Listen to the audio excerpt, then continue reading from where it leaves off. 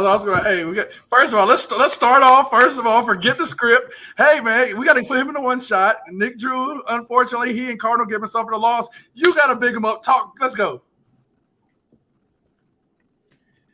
Can everyone hear me? Yes. All right. Good evening, everyone. All right. First and foremost, you running for office? Yes, he is. He got to. He got to be political after Nick Drew's defense. We're home with all the rest of us except for Griner.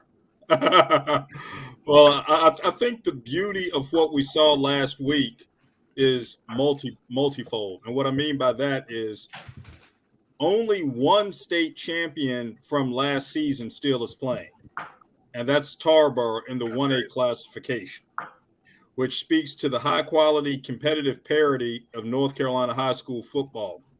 And the beauty of it is that now we have an opportunity to see someone make a mark this year, whether it's an offensive or defensive coordinator or other student athletes or both, to make a mark this year and give us a memorable run in the same fashion that Drew did last year. It was on this show where we had the Alex. We want to hear you talk about Cardinal. This is coming back up again. Do you hear this? Talk about Cardinal Gibbons. You've been talking about Nick Drew all year. Stop! It can't be dodged. 28 points in the fourth quarter. 28 points in the fourth. Western Carolina student athletes. There is no team in this state. There's no team in this state that would have a formidable challenge allowing a touchdown on 4th and 8, and then an interception and a fumble. And Millbrook made the plays when they had to make the plays. I think it's important for us always to realize, and we've talked about this all season long, and it applies to this game, and it applies to a lot of other games, that it's an opportunity for us to celebrate student athletes making plays. And Millbrook made plays when they had to make plays. Okay, but we've been congratulations to him. Nobody can stop. He is a deaf. God, he is so good at swift. He's good at debating. I feel like we're watching Matrix right now. I feel like dodgeball's only going to be able to be played for just a little bit. That's all right. Dale's going to take care of it. Don't worry about it. Don't worry. I'm sorry. I got us off track. I'm confused. I'm confused as to exactly what anyone wants me to say. I came out and I said that another team made plays. And it's on this show here. No. You don't let us have the other team make plays. The other team never makes plays. Nick Drew has the answers. He always has it shut down. It doesn't matter. They don't even need to show up. You're telling us the guy's the best guy out here. 7 starters back from the state championship team. 7 starters back from the state championship team. Mason Fortune had a day, and they put up a 40-piece. What did 40-piece? And he did a great job. This is the same show on which we celebrated a defensive coordinator who defeated whose defensive unit stopped. I shouldn't say that. Put his team in a position to win playoff games against all 3 Mr. Football finalists last year. We talked about that last year, and we have the opportunity to do likewise going forward with us. That's the beauty of one season to the other. We talk about it in the context of that. So we do that. All right, Dave. It's time to hit the button. We got your monologue. Didn't rain. That's why.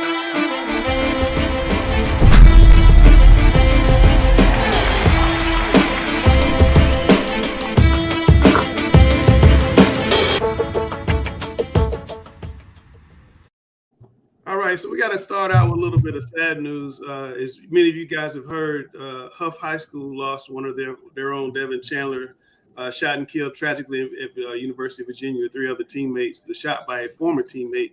I want to start out with Coach Jenkins' comments at the press conference yesterday, along with Tad Hudson, and I'll circle back to get you guys' thoughts. Devin was an outstanding young man. Is an outstanding young man. He had an infectious personality, a unbelievable smile. Every day he brought an energy and exuberance about him to practice, to school, and everything that he did. I just recently talked to our team on Friday about living life to 100% in everything that you did, And I can truly say that Devin did that on a daily basis. I was talking with Chachi Sullivan, who's our defensive coordinator, earlier today, and we were talking about how when we scored touchdowns here when I first got here, guys just kind of handed the ball to the officials and gave each other a high five, and off we went. And Devin was the first one that kind of took it to another level. Somebody else would score, and he'd be running down the field from 50 yards, waving. Oops, sorry about that. Waving his arms everywhere, and he was excited for them as if he had scored. And he comes from a great family. His mother is a wonderful lady, and we give obviously our condolences to him and to her and the rest of the Chandler family as they go through this. And we're going to be okay here. We've got a game to play this Friday, and our team will be ready to go. But we just want to remember Devin at this time as a outstanding young man. I played with him my freshman year. He's a senior here, and I don't know if everybody knows this, but freshman year, starting quarterback went down, and Devin was one of the first guys coming to me and say, like, "Hey man, you got this. I believe in you. Let's go out and rock out and have some fun." And he's a good kid. Yeah, I mean, he always put a smile on everybody's face. Always danced in the locker room. Yeah, I mean, great guy. Made everybody feel like family. I don't know if it's fully set in yet. It's just kind of crazy.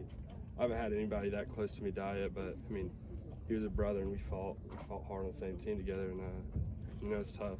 It's tough. I find it interesting that the kids are being asked about losing kids their age. That's something that never should happen right there.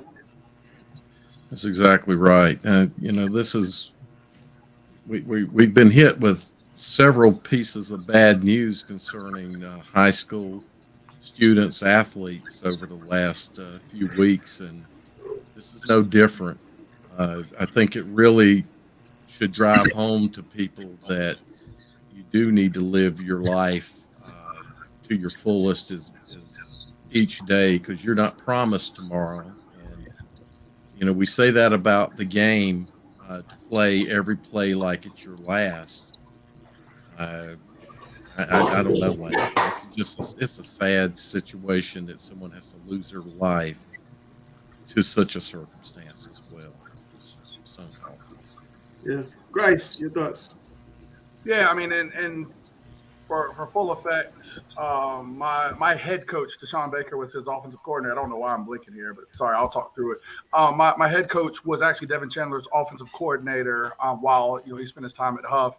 And I mean, one of the big things about him is that he just stated how the energy. I think that's a consistent theme there. He's an infectious, energetic kid that I think that everyone just loved to be around him. And I think you hate when you're in a situation where you have a kid die, of course, at such a young age. You hate it even more when he's such an amazing kid and just really brought value to everyone he was around. So I think we're all praying for the family, and I just pray for the Huff community as they continue to kind of go despite this horrible tragedy.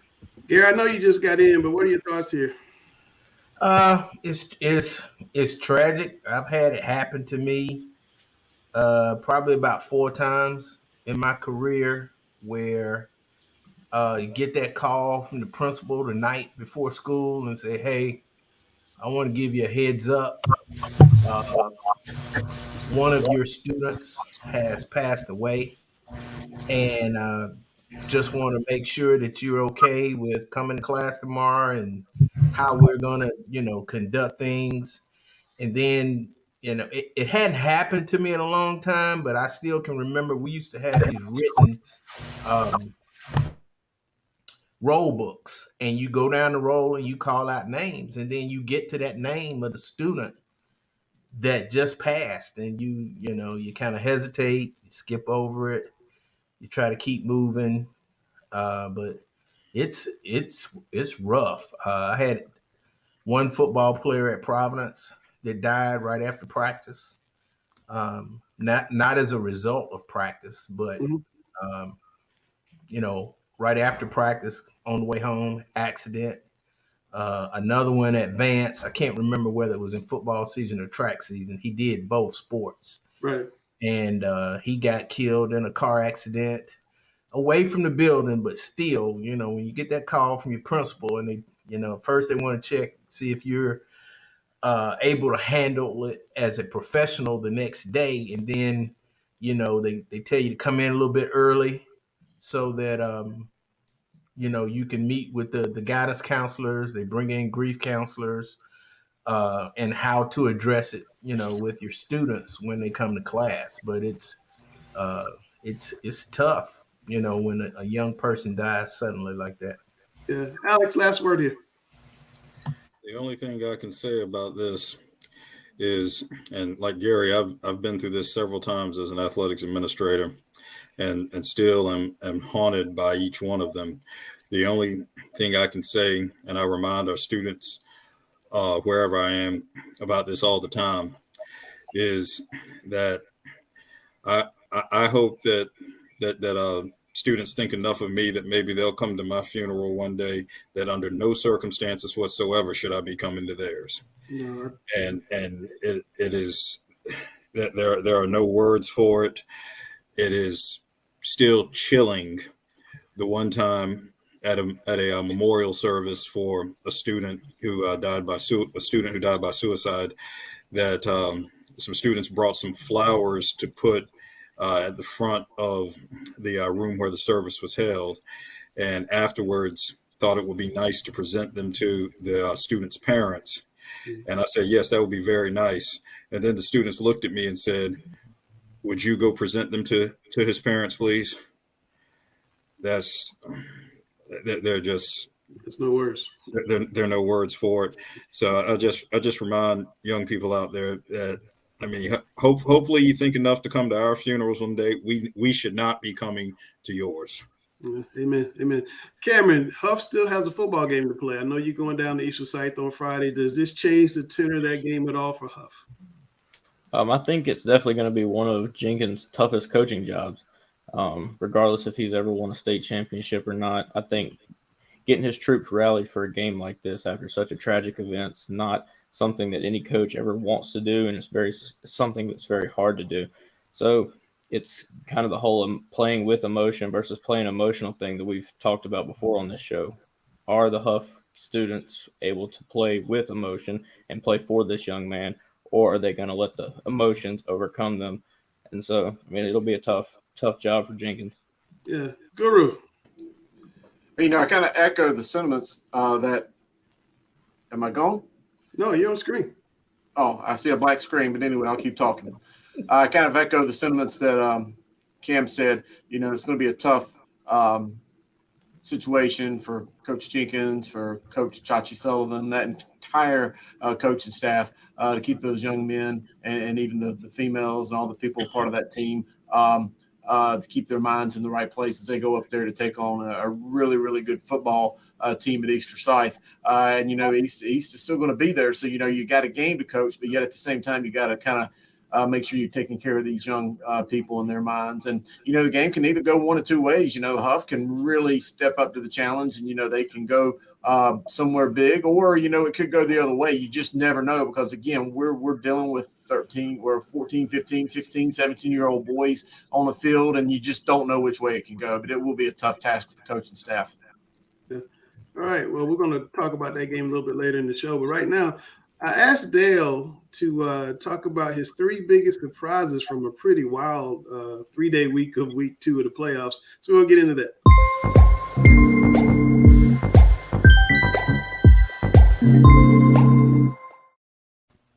Mr. Ross. Okay, so wow, you're right. It was a wild week, and just to start out, I had some honorable mentions. You asked for 3, and I thought I'd hit 5 real quick. I was a little shocked at not just surprised, but shocked at the Jacksonville win over Havelock. That one really surprised me. The West Charlotte High Brighton game surprised me in that it was such a big score for West Charlotte. I just didn't expect that kind of a blowout. Hillside versus Apex again. That one's shouldn't have been that close. I didn't think going in. So that one surprised me. And I know that Drone had beaten Mitchell earlier, kind of, I won't say handily, but beat them decently well, but I thought this game would be a little closer. I did pick drawn. That one kind of surprised me. And I was floored. I almost put this into the shocker category. I mean, it was, real close to putting Nick Drew's defense giving up 42 points.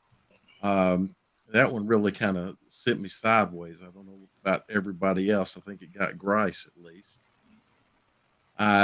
Over here on the shockers, first thing I'm going to do, I got a little line up here. I'm going to do this for the.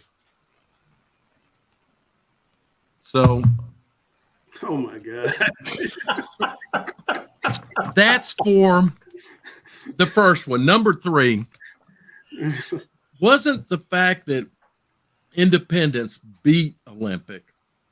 It was how badly they beat them.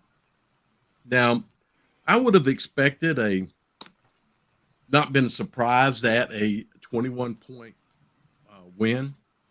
I felt like it was, a very, very tall task to think that Independence would struggle in this game.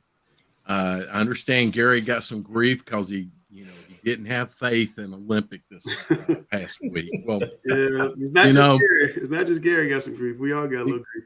Exactly. We don't pick teams because we dislike you. We pick teams because of what the body of work tells us, and everybody picked Independence in this game. But what really shocked me in this game was that at about the midway in the first quarter, I was there with a good friend of mine, and we looked at each other and we said, yeah, this ain't going to go well. I didn't even watch the game in the second half. Wow. I did. I stood up there and ate burger and talked to people, then went down and talked to Did you see Karen Belt? Did you see Karen Belt? Yeah, and then I did. I had a nice conversation with her. It's really impressive over there at Independence, the way the fans are getting back into it, the spirit over there. I talked to DJ's dad. He's feeling real good about things, and I had a great short conversation with DJ Friday night. What about the cheeseburger, Dale? What about the cheeseburger? The cheeseburger is worth it. So Karen kept telling me, get the cheeseburger. And the only bad thing was they were out of condiments by halftime. Oh my God. You can't have a cheeseburger without any ketchup and mustard, a little slaw. Let's go, DJ. Come on, I like that. Exactly. They gotta correct that. Well, they Dale, do a great job. I understand it. Dale, you didn't have some hot sauce in your pocket? Oh, Dale, I did not. I should carry this around with me, I think, but I did not. Down at the door. But honestly, the burger was so good that it didn't really need much. Okay. Well, I bet they had good burgers up in Cleveland County. What do you think about? So I don't think we're surprised that Burns won. And by looking at the first time that they played and the things that went down in that game, it was a pretty big defensive domination by Burns the first time they played. And boy, when I saw that score, I was sideways because I really thought Shelby would at least attempt to make a game of it early. Mm-hmm. I did not think Shelby could win this game. I did not think, though, this game would be greater than 14 to maybe even 21 at the most. I mean, so, Burns might correct me, but I think Burns held their passing game to less than 50 yards or 3,000. They dominated. It was a domination just on both sides. Well, Burns is really figuring out they've been playing well all year, but their identity is not what it's been in the past and the offensive scheme. They're a lot more spread. They still do like a lot of pulling the guards, some G-wraps and different things like that. But a lot of times in the past, they've had a lot of misdirection, H involved. Mm-hmm. They don't really have an H this year. And so they don't have a lot of size in the backfield to that extent. I agree with you, absolutely. And I talked to Coach Devine. I think he does a phenomenal job, and he's really figuring out what they do well. And now they're very tough to beat. I would say they're by far the favorites in the 2A. Wow, I think so. What in the heck happened up in the mountains? Well, I'm just going to say the only bump that Burns is going to hit might be Monroe, and I just can't. Right now, you just can't see that. Now, my second lineup from in my lineup of shots is this right here. Now I love this stuff. You gonna take a shot of apple cider vinegar? Yeah, I hate to take it as a shot, but I'm kind of, I think most people find this stuff to be sour. It or burns. two, Take it I'm gonna down, sip big it dog. through as we talk about this because I love this stuff. It burns. I soured on my pick and my thoughts of this game. I thought that Chambers and their speed and their size would just be too much for AC Reynolds. Well, they went up 9-0. They jumped on them early, but then AC Reynolds just came back and they got a big pass over the top and got right back in it. Exactly. I mean, I had put AC Reynolds into my top 10 way back in week 2. They're a good squad, but I really thought that Chambers' defense would shut them down and that they would be able to develop some offense. Chambers' defense did do the job, right, Gary? I would think so. I mean, if you hold a team to 17 points, you should win the game. So the problem to me doesn't look like it was Chambers' defense. It looks like it was Chambers' offense. Well, more so, yes. It just depends on the drives. It depends on like if they had long sustained drives. Sometimes a long drive that takes 6-7 minutes and they get 3 points is just as bad as scoring right away, though. I don't know how they game. So they had a turnover. They got down in the red zone, like inside the 10. They had a fumble or interception. They had a turnover down. Maybe it was a loss on downs, but they had a chance to take a lead late and lost it. And AC Reynolds kicked the field goal and ended up throwing a Hail Mary from about the 40-yard line to try to win it, and it got away. And congrats to AC Reynolds. They've been good all year. When they beat A.L. Brown, I told Bryce when they beat A.L. Brown the way they did, I was like, Reynolds is going to be a problem. And here they are in the playoffs. So you got to. Well, I think it's a testament that you've got to have both sides of the ball to go deep. Chambers a good squad, but you got to really be solid. Real quick, I think one thing that we also have kind of give credit with, like, especially doing it last year, going up to the mountains is tough. And I think that's added a very creative element to the playoffs with guaranteeing the 9 conference champions. So that one of us, more than likely from down here, if not 2 of us, depending on the team, is going to have to go up there and win a game. And I think that's been, one of the big things I think no one's talking about. Again, the teams are good up there. Asheville was great. AC Reynolds is great. Those teams play with a lot of pride. There are a lot of fans that come out and support. But us going down there to go, taking that trip to go up there has become a major factor, and I think it's another year where it's shown. And unfortunately, it's going to be 20. It's going to be Bryce, 21. I took that into account last week. If you remember, in the past, we've seen Weddington go up, and win Mallard Creek, Sun Valley, right? Sun Valley. We've seen teams go up in the mountains and play better because of the speed that comes from down here, and I oversold that. They got Butler on the wet. I mean, not Butler. They got Chambers on the wet field. But Butler's going to be playing. It's going to be 21 degrees at kickoff on Friday night. Yeah, it's going to be a tough game. They call it winners here. Well, Gary, today CMS told the media they have been investigating Chambers for 4 weeks for alleged misuse of funds from the Booster Club. You're a former Chambers teacher, coach. How does that strike you? Without knowing more details, listen, when I got in the school system way back in the late 80s, I had a principal sit me down and tell me, he said, Rich, there's 2 things that'll get you fired in CMS. He said there are 2 things. He said you mess up the money, or you have an inappropriate relationship with a student. He said those 2 things will get you fired. He said anything else, they can, finagle, you might get suspended, you might get written up, or, something of that nature. He said, but if you mess with the money, or if you mess with a kid inappropriately, you're going to get fired. So I'm hoping that nobody mess with the money inappropriately. One of the things a lot of booster clubs or schools do is they kind of subdivide the money where each team does their own fundraiser so that they get to keep 100% of the money that they raised for whatever. It could be working the concession stands, it could be selling cards, it could be selling mattresses, car washes, whatever. But the principal has the discretion of moving money from one account to another, in the best interest of the school.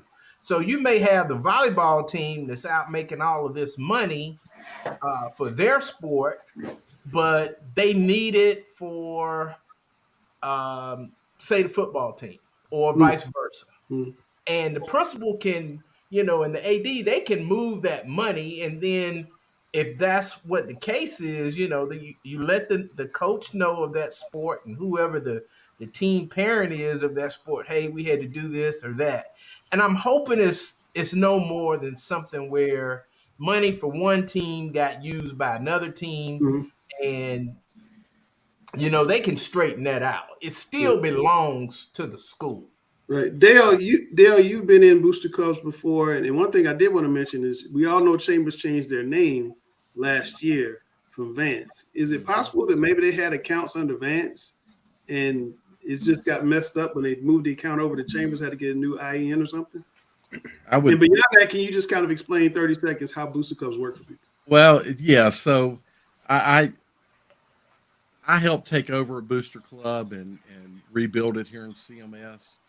And there's a lot of things in the handling of a booster club in CMS and how CMS has things handled.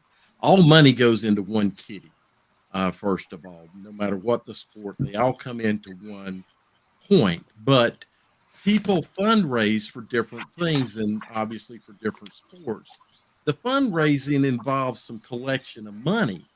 The person doing the fundraising typically will be the person that will accept the checks, or the cash is turned over to the treasurer or to the AD.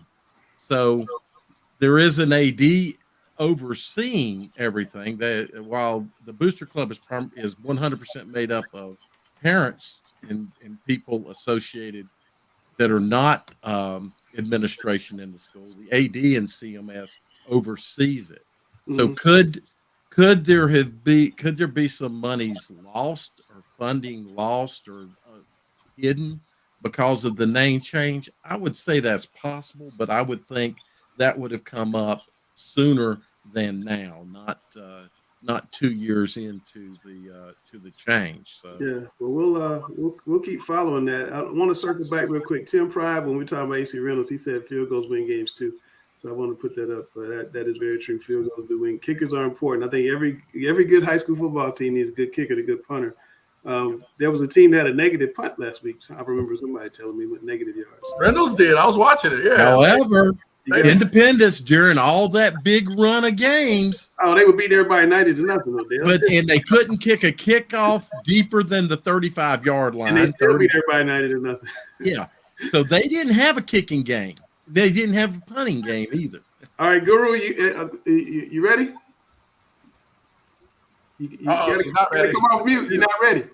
I'm ready. Okay, we're going to find out who Grice and Griner picked as the players of the week, and we come back. The Guru is going to take over. We're going to break down all the playoffs. Buckle in.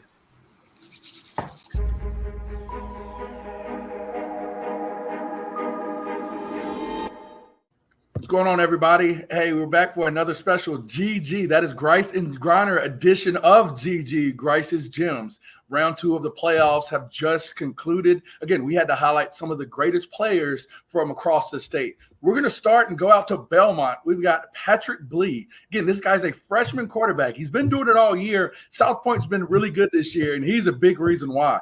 Freshman quarterback was 4 of 6 passing for 86 yards and 2 touchdowns in a 74-41 win over the reigning 3A state champ Dudley on Friday. He also ran it 17 times for 198 yards, as you can see, and 3 touchdowns. Again, for the season, he's only thrown for 525 yards and 10 touchdowns, but he's rushed for 1,303 yards and 17 scores. Griner, talk about this freshman quarterback. Well, the cool thing is his number. He didn't get no dibs on good numbers, and he's rocking like 30 at quarterback. He's a freshman. What do you got a ninth grader number? He's got poise, though. Check it out. Like, look at his Definitely. decision making. Like, triple option teams, you have to be a great decision maker at the helm, and that's what he is. And you got a freshman; they're going to be a tough out for 3 more years after this as well. Oh my goodness, a tough kid right there. Again, a freshman taking down the reigning 3A state champs. Big time victory for those guys. But yeah, let's keep it going forward. Let's go out to Raleigh. Millbrook with a big time win. Ty Broughton. We talk about receivers out there. We don't normally bring his name up first. Ty Broughton of Millbrook caught 7 passes for 148 yards and a touchdown in a 42-30 come from behind win over the 4A state champions Cardinal Gibbons from last year. Millbrook outscored Gibbons 28-3 in the fourth quarter. Again, this big-time performance. Gibbons did slow down Nathan Leacock, the Tennessee commit we always talk about, but Broughton had a big night in making up for that production, averaging 21.1 yards per catch from QB Mason Fortune. Hey, big-time receiver. Again, we always talk about grind on defense. When you try to stop one, somebody else is poised for a big night, and he had that big night, Grinder. Yeah, and just kudos to their offense coordinator to highlight, like, they didn't like the matchup with the number 1. They went with the 2, and this guy looked like a 1. Woo. So being able to dominate and take down the state champ, that's huge for this program. Millbrook moving on. Definitely. Again, big-time win for Millbrook. We see Ty Broughton was the reason why. Had to highlight him. We've had Leacock. We've had Fortune. Glad to get a third guy. I think that's a record for any team in the state from Millbrook at Grice's gym. Next, let's go down east to Christian Paris out of Princeton. This 5'11", 170-pound senior ran 30 times, 401 yards, and 5 touchdowns in a big 71-34 win over High Trask. Again, we're in the top 40s talking about public school rushing performances in state history. Always got to highlight that. Grinder, as a senior, probably told his coach, I don't care how many carries you get me, I'm making sure we get this big-time win. Well, I'm going to make sure this is really Christian because it looks like Leonard Fournette. I think they snuck Leonard Fournette in the game, and he rushed for 400 yards. He's wearing number 7 too. Wearing number 7 too. We might need to check it.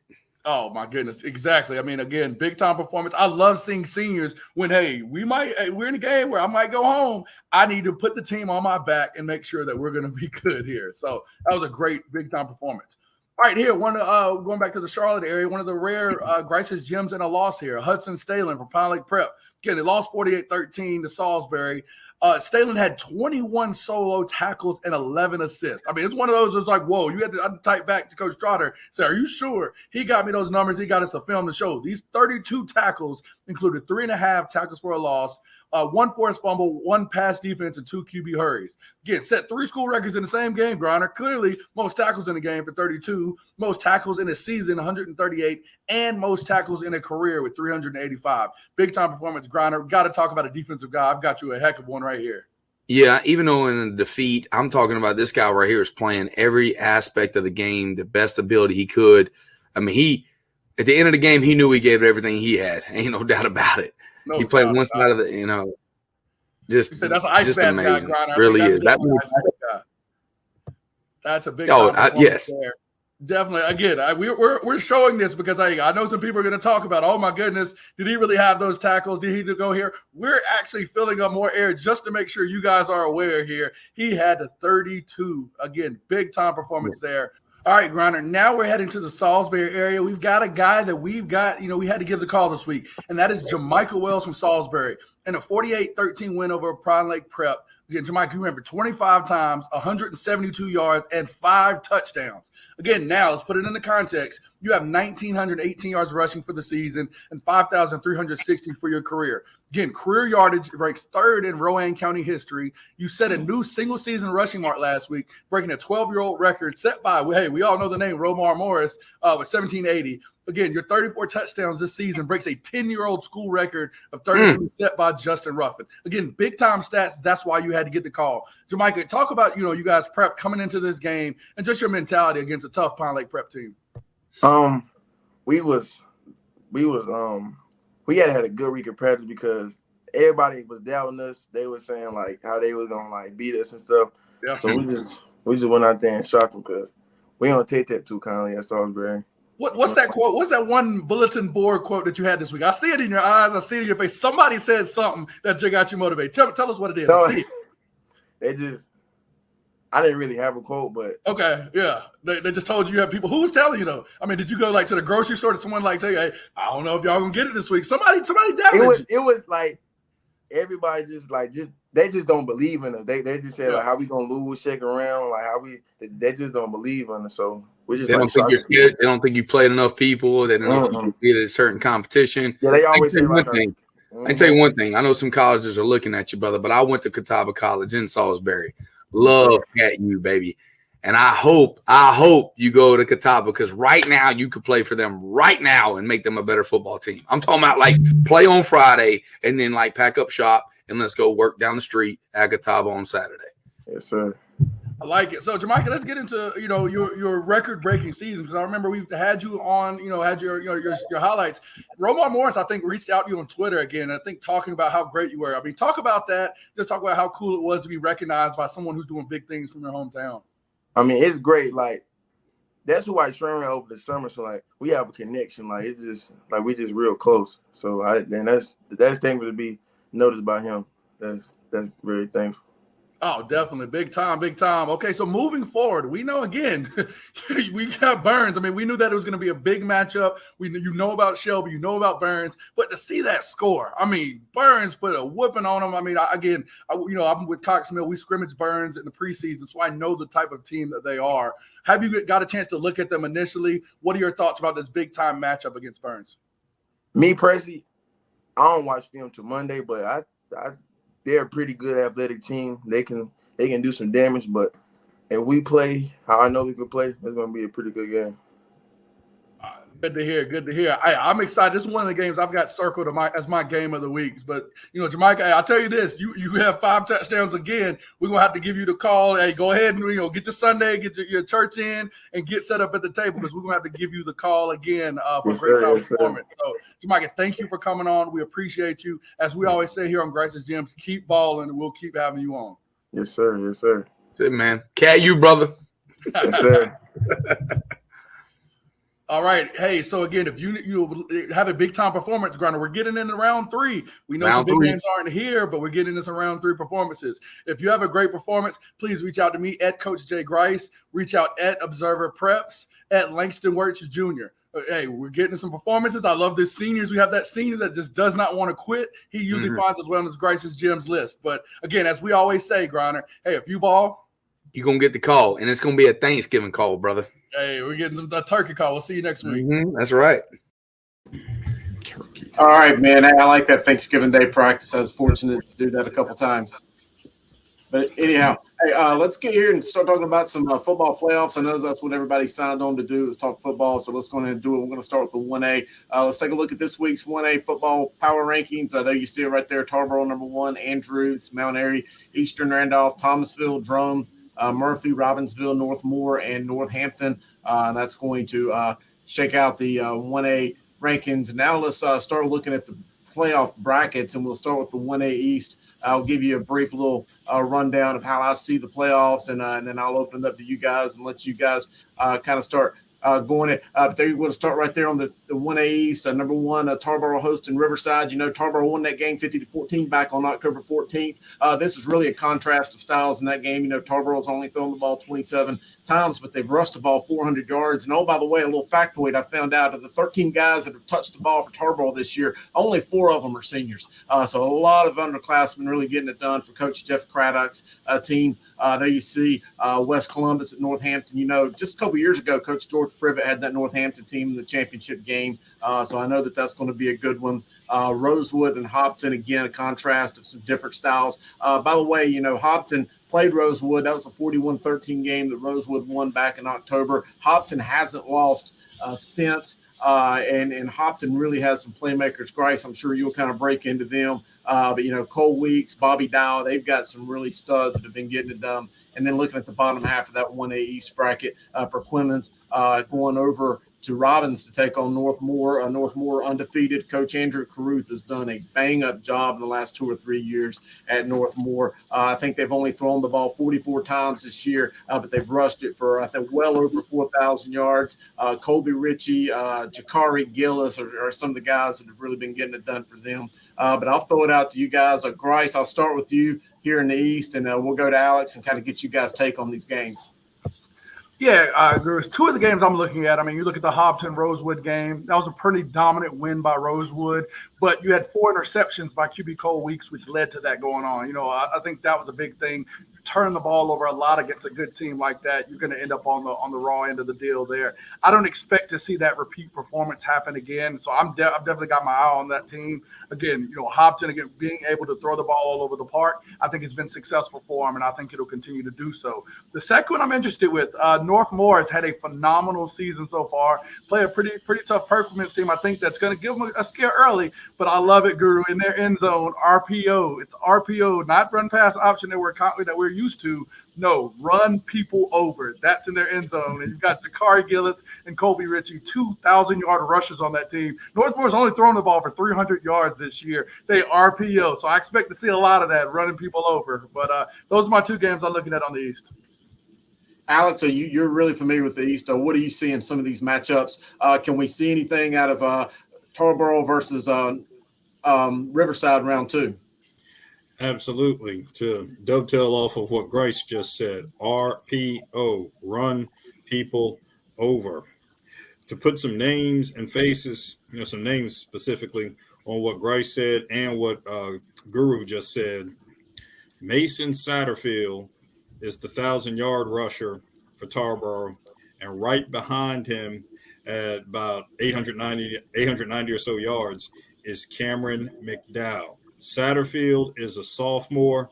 McDowell is a 9th grader.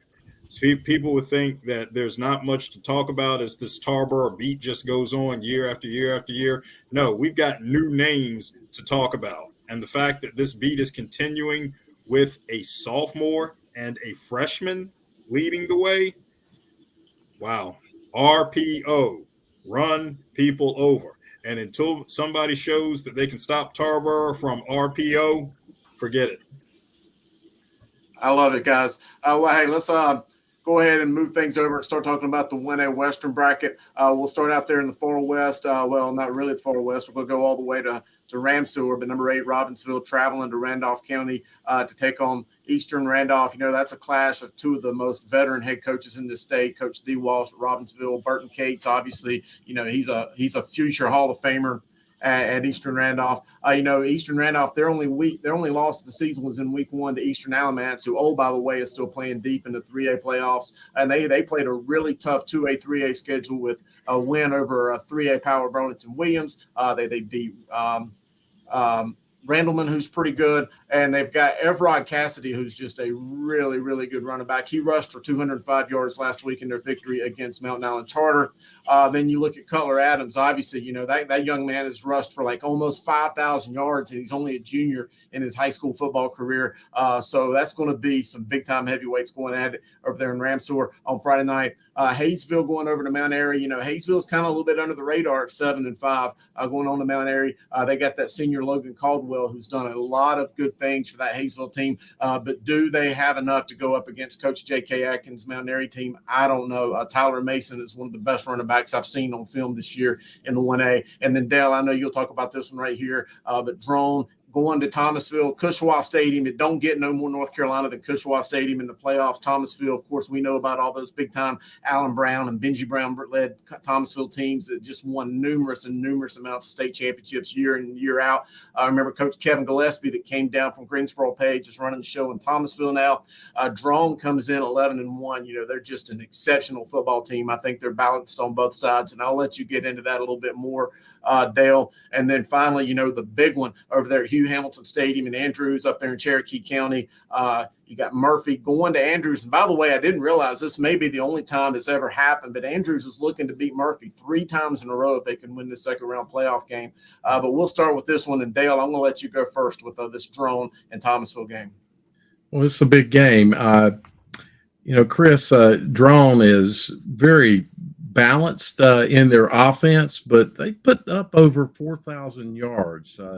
The quarterback, Elijah Tillery, I'm sorry, I keep looking over at the screen to see you guys. He's got a QBR of 127. I like to point out QBRs because quarterbacks are pretty important, especially when they throw a lot, and how efficient are they? And he's been very efficient 27 TDs and only 3 interceptions on the season. That's not bad with a little over 1,800 yards passing so far. They do have a good rushing attack too. Nigel, I think his name is pronounced Dula. If you guys know, speak up. 1,100 yards, 17 TDs. He's a go-to guy. He averages over 11 yards a carry. I think that's pretty impressive. Thomasville, you mentioned the state championships. They also have a Western North Carolina championship. For those that aren't aware, we used to have another association years ago. That's a storied program, and I like to look in to see what kind of stats I can come up with. And Thomasville doesn't put a lot of stats up, but I did watch some film on C.J. Dickerson, the quarterback. And oh my gosh, this kid is fast. He's got moves. He runs. It looks like they are primarily a option run type of offense. I'm a Thomasville fan, but I only know them this year from what their results are looking like. Offensive wise, Drawn is put up almost twice as much in points as Thomasville. So I think we're going to have to see Thomasville pull out a very good defensive game, and I think they can do it. They've played very well this year, so I'm expecting this to be one of those nail-biting type games. Yeah, I definitely think it's going to be a big-time game in this Western bracket. And you're right about that running tandem, that 1-2 combination of Nigel Dula and Justice Cunningham for Drone has proved to be really lethal throughout the year. Grice, I know you always like following that Western North Carolina football. Any thoughts of you? Again, I think that Cherokee County battle between Andrews and Murphy is going to be good. Any other games that really stick out for you? No, definitely. I mean, I think that's the one that sticks out. And I mean, yes, Andrews won that game 42-12. Again, another game where you go back and look at the box score and we look at some of the film. I mean, Cole Laney, for the senior quarterback for Murphy, threw 5 picks in that first meeting. I mean, absolutely killed them with turnovers. I don't anticipate he does that again. And I think that, they'll make the adjustments. And I think this one will at least be a close game early. If Murphy can keep the turnovers down and Cole can make some great decisions, watch out for them being in a great spot there. And again, if they can go up early on Andrews ain't a team that was throwing it. The last matchup they played, they had 1 completion out of 4 attempts. So they're not going to be a team to throw it. So if Murphy can get out strong and maybe get up to a lead, I think it'll be a fun game. Yeah.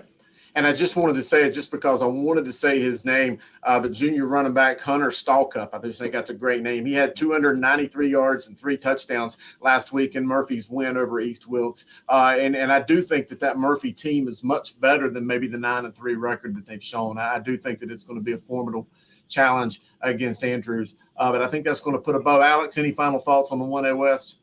Yeah, just very quickly, I want to mention that Hayesville at Mount Airy game. What that really does right there is shows us this is a great Smoky Mountain Conference showcase on the road this week. The number with 2 Smoky Mountain games on the road to give people a real sense of how competitive that conference has been for decades. And you stop and think that Hayesville, being in a position to play in the 3rd round, Hayesville really hasn't been in that state championship mix throughout the years. But you see the prowess of that program being in the 3rd round. And then we talked earlier about how Andrews is in a position this year. All right, so Swain, Murphy, and Robbinsville have combined for 32 1A state championships. Andrews still has yet to advance to a state final.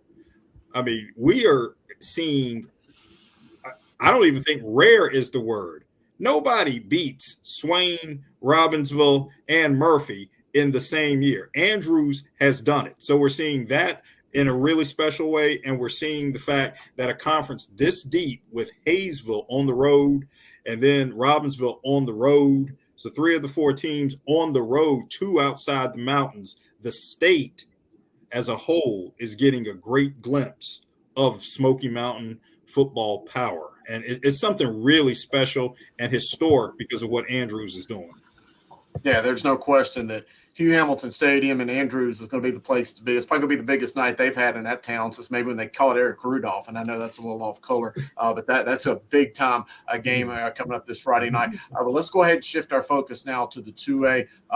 And look at the first with the 2A rankings. There you see them right there. Number 1, Burns, just dominant Friday night against their 42-0 victory over Shelby. Monroe moves up to number 2. East Surrey right there, number 3. East Duplin, Reidsville, Chase, Maiden, Wallace Rose Hill, Princeton, Clinton. And I think you're going to see a trend right here as we start to look into some of the big matchups here this week with some of those same teams. And we'll start off first as soon as the graphic comes up here with the 2A East. And I know Alex and Grice, we got a lot to talk about. Let's look at their number 8 Cummings going over to take on number 1 Princeton. You know, this passing attack of Janias Sharp, Kavari Hightower, and Jonathan Paylor almost brings me back to the glory days of, you know, the Donnie Davis and Maurice Mebane and Ernest Tennant and Brandon Tate days. There's a lot going on in that Cummings team. I don't know if they've got enough to deal with that nasty backfield of Christian Paris and that Princeton team that is just so nasty running the ball. But I think that's going to be a very entertaining game. There you got Wallace Rose Hill at Nash Central. Big time year for Nash Central this year. No Javante Williams for Wallace Rose Hill. Hey, no problem. They just continue to get it done between their sophomores, Irving Brown and Corbin Carr. Those guys are just really getting it done on the ground. And then Hertford County at Whiteville. You know, Whiteville had that big victory last Friday night over Edenton Holmes. And look for JP Price, Coach JP Price's team to go on and get a big win or try to get another big win this week against Hertford. Although I do like this Hertford team. Kevon Rogers is a good-looking quarterback. I think that they are powerful enough to pull off an upset in this game. And then looking here at the bottom, I think this is the big game in the Eastern bracket this week. 2 of the Blue Bloods, 2 of the big powers in Eastern North Carolina football. With Clinton going down to Beulahville to take on East Duplin. Clinton has speed all over the field. You know, they are really good on defense this year. But as for East Duplin, you know, quarterback Zach Brown kind of gets the headlines, but you got Avery Gabby who's getting it done, running the ball just all over the place. But they got some really tough guys in that Battle Holly system also that I really like how they get the ball, kind of get some of those tough yards. And Isaiah Hall and Cade Kennedy, you know, these are just some guys that get some of those unsung yards for that team. And we'll start with you, Alex. I'll let you talk about this Cummings team. I liken this Cummings team in terms of what it's doing to what we see from Independence in the 4A West. Tradition renewed. You're seeing, as Chris pointed out so eloquently, harkening back to days past in the late 90s and the early 2000s when it was the norm for Cummings not even to try to schedule a basketball game before like December 15th. Because all the kids were winning football state championships.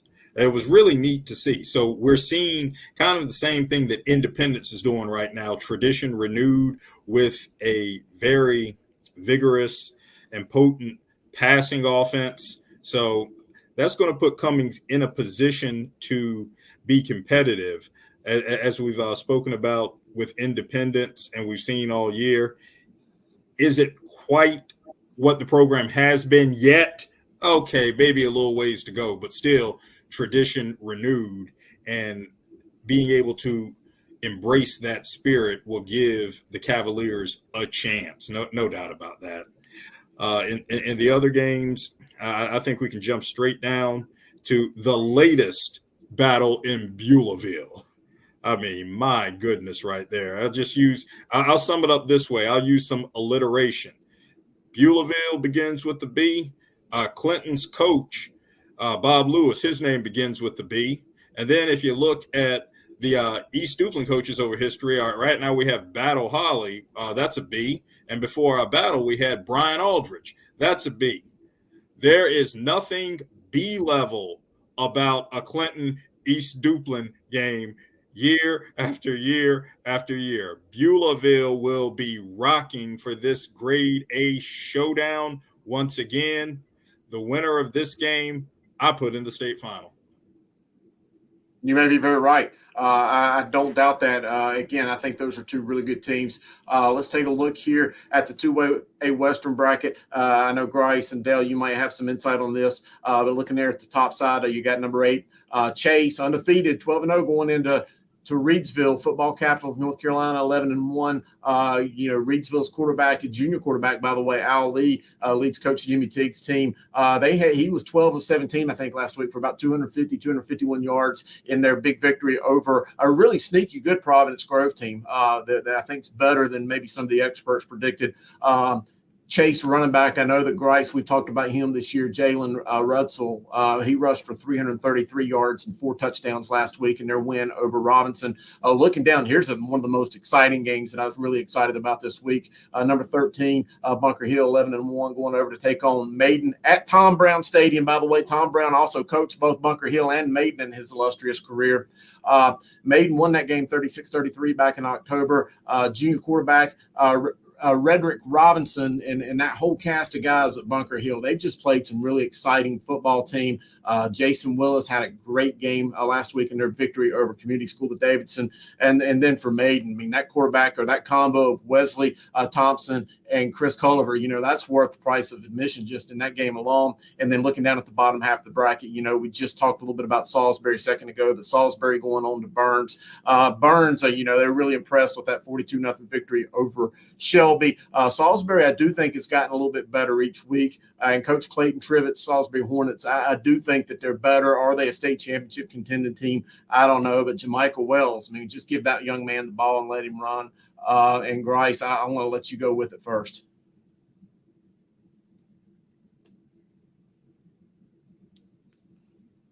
I am muted. Sorry about that. Yep, I fixed that. I'm looking at that Chase and Reidsville matchup. Maybe I'm from 336. Maybe my mom went to Reidsville High, but I'm biased. I think that's going to be a great matchup. You look at Chase. You've already referenced, Rudisill there is kind of taking over. It looks like McCombs has been hurt this year. Another guy we talked about last year on the defensive side was Tavion Derismo, who had a great interception total. He's doing it on the receiver side on the offensive end this year with 705 yards receiving and 13 touchdowns. So they've got athletes all over the place. And Reidsville's been quiet. Again, their only loss this year was to Page.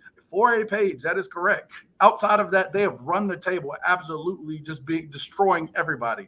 Got a 2A year, no Shelby, as Burns, the new quote-unquote Shelby, new Cleveland County representative there. I still think Reidsville, I hold hope that I think that they're going to represent for the 336 and continue their championship pedigree. But, again, they've got to get over a talented Chase Trojan team here that I think is going to be a great matchup. Dale, any thoughts here on the West? Other than the Bunker Hill Maiden game, looks to be a real big ball game. Again, a rematch, as you mentioned, 36-33 earlier. Can a good team be beaten twice is the question here. I kind of think Maiden's got a lot of offense. I was really surprised as I looked down at the stats and just how dominant they are on the offensive side of the ball. And that UNC commit, he plays both sides of the ball and he plays it well. So I think this is a big game for Bunker Hill or they're going to have to play a big game to win this ball game because Maiden does look very good. Yeah. And I think that, that Burns Salisbury game, what defense, that kid that you guys had on who had a great game last weekend, I think he's going to have another big ball game in this ball game to be able to keep them in it. And by the way, I messed up, guys. I forgot to mention that number 7. I think this is the 2A game of the week in all of them. I really believe it is. Number 7, Monroe, 11-1, going on the road to David Diamond Stadium up there in Pilot Mountain to take on number 2 East Surrey, who's 12-0. Last year in the third round, these teams played to a 10-9 game that East Surrey prevailed in. Kamani Robinson and that whole crew from Monroe, they have just been really nasty on offense. And Grice, and I'll let you go on this one if you want to, but we know Folger Boas, he's that gunslinger of a left-handed quarterback. We've talked a lot about him, Mr. Football finalist. I think this has to be the best game in the 2A. I mean, honestly, I was going in a little different direction because I thought we were all going to hone right on it, Guru. I was, that was one of those where I think this is, like you said, the best one around. And I think that we know about this one again. Chase and Reedsville kind of was going on with another aim, but I mean we talk about East Surrey. It's been great last 2 years. You talk about the matchup last year, like you said, Kamani Robinson again. Nate Crosby Jr. has been absolutely killing it at running back this year. I mean they've got bringing one of the most talented teams that East Surrey has seen since that matchup, and I would argue that Monroe's better. I mean, you look at some of the games, the dominant win over Marvin Ridge, Sun Valley this year. They've been, I would argue, Union County's second best team this year. And I think they get a great chance to show that against the East Surrey team that we've gushed over for years now. I mean, Folger Boaz has had a phenomenal year. He's had a phenomenal career even. He's got to make sure they get over this again with another team bringing some high-quality talent, one of Monroe's best teams in a little while up there. Yeah, I think the road's going to go through Burns and Monroe. I think those are the teams are going to have to get through those two teams because I think those two are going to ultimately meet. You got something to say about it?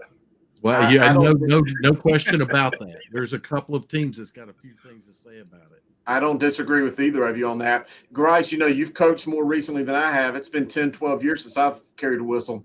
Last year, third-round game, that was a very emotional back-and-forth 10-9 victory for East Surrey. As a coaching staff for Monroe, the players, there's got to be some familiarity with that game. And the guys that were on that field, how does that carry over into a year later, matching it up again, same round?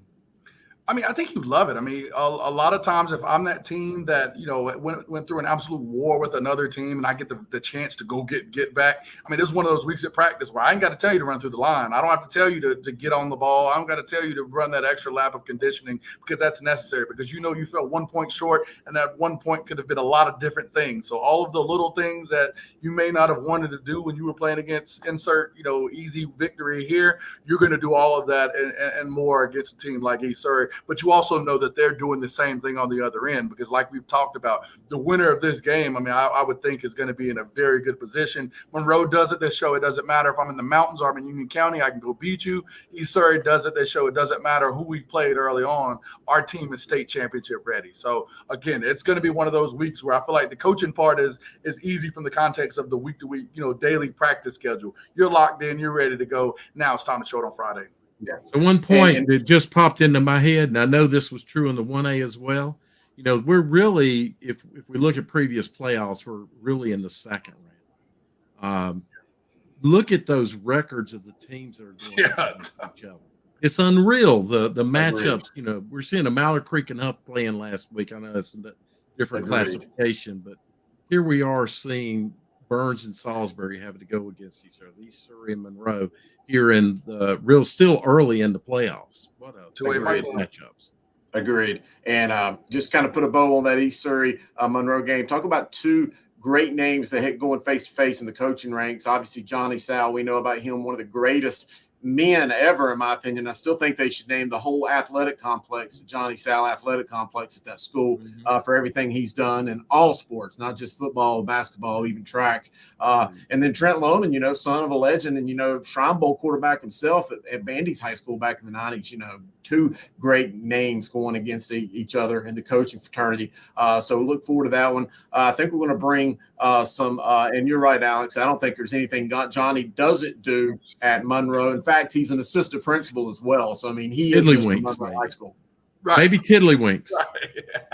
Yeah. I mean, you got to think of how many people Johnny Sal has mentored and mean a lot to them in that family. And I know now we're going to go to the 3A. We're going to bring on Coach Sam Griner. I think Cam's going to come on the screen to talk some football with us as well. But let's take a look at these 3A rankings. Got some shakeups after Friday night's games. You see them right there. Number 1, South Kings Mountain, South Point. Huge victory over Greensboro Dudley. They move up a spot, 71st right there. Northern Nash, East Lincoln Crest, Ledford, West Charlotte, Eastern Alamance, North Brunswick. Man, you could just make another top 10 of the teams that didn't make it. Just talking about some really good teams that are left in the 3A ranks. Terry Sanford, Eastern Alamance, and the bunch. Let's take a look at this week's games. And Alex, we'll start with the East. Southern Durham, they're 8-4. They've been kind of hot and cold at different times of the year, but they're starting to get it going at the right time. Going on and taking the top team, Northern Nash, who has just been steady good all season long.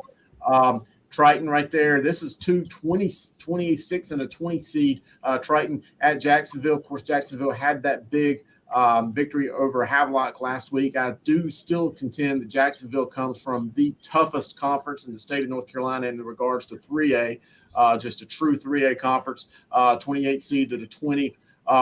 And then North Brunswick, had that big 20-point victory over Lee County Friday night at Fayetteville 71st. And then looking at the bottom half, Terry Sanford 10-2, who won on a Hail Mary, one of the greatest plays I'd seen, Hail Mary the last seconds of the game to beat Scotland County on Saturday. And then Eastern Alamance, who won in double overtime over Burlington Williams on Friday. Alex, let's look into this 3A bracket, and I'll also come to you, Grice, as well. What do we see? Well, the first thing I'll say is Terry Sanford's dramatic win last week. You have to wonder, could that be an omen for the Bulldogs going forward? And I say that with respect to, was it back in the late 80s or right in the early 90s when Terry Sanford lost that state final to Greensboro Page on a last play of the game deal when Page had to score to win that championship. I forgot exactly what year it was, but same type of dynamic right there. Could the tables be turning for Terry Sanford? And that type of a magical play could fuel quite a run there. Eastern Alamance, with all due respect to Chris's reference to Jacksonville's conference, I think Eastern Alamance would put forth an argument about its league's competitiveness as well at the 3A level. Eastern Alamance having to go through the likes of Western Alamance and Burlington Williams over the last couple weeks to put itself in this position, coming from a very competitive conference, just like Jacksonville did as well. Southern Durham, again, hot and cold. Southern Durham with that big win over Havelock earlier this year, just like Jacksonville did. So we always know that the Spartans will be in position to be competitive. Have shown that they can get it done when it matters, and the ability to step up defensively with edge rushers like Jabron Harvey to put them in a position to be competitive. So Darius Robinson, some way, somehow, year in and year out, comes up with something to put Southern Durham in the mix for a big regular season win like they did at Havelock, and to be in this third round opportunity to go to Northern Nash. So you just see a lot of balance right here with hot and cold being hot at the right time, a big dramatic play, teams that just keep rolling.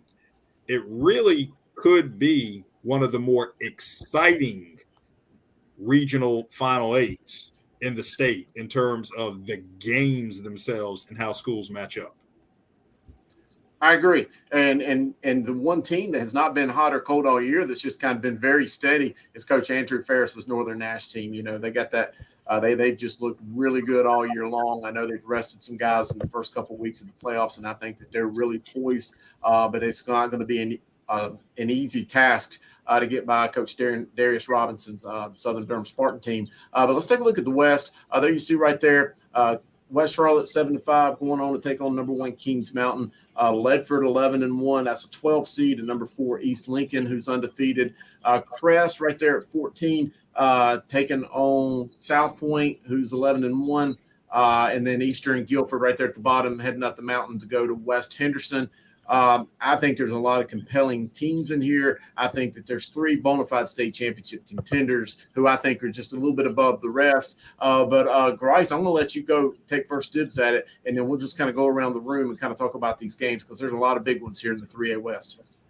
Oh, for sure. And I think, again, I'll start with Crest at South Point was the Grice's Right game of the week earlier in the year. And of course, we know South Point won that 35-13. I think a couple things to note here that'll be interesting is that, one, the way that South Point played, fantastic receiver Javarius Green.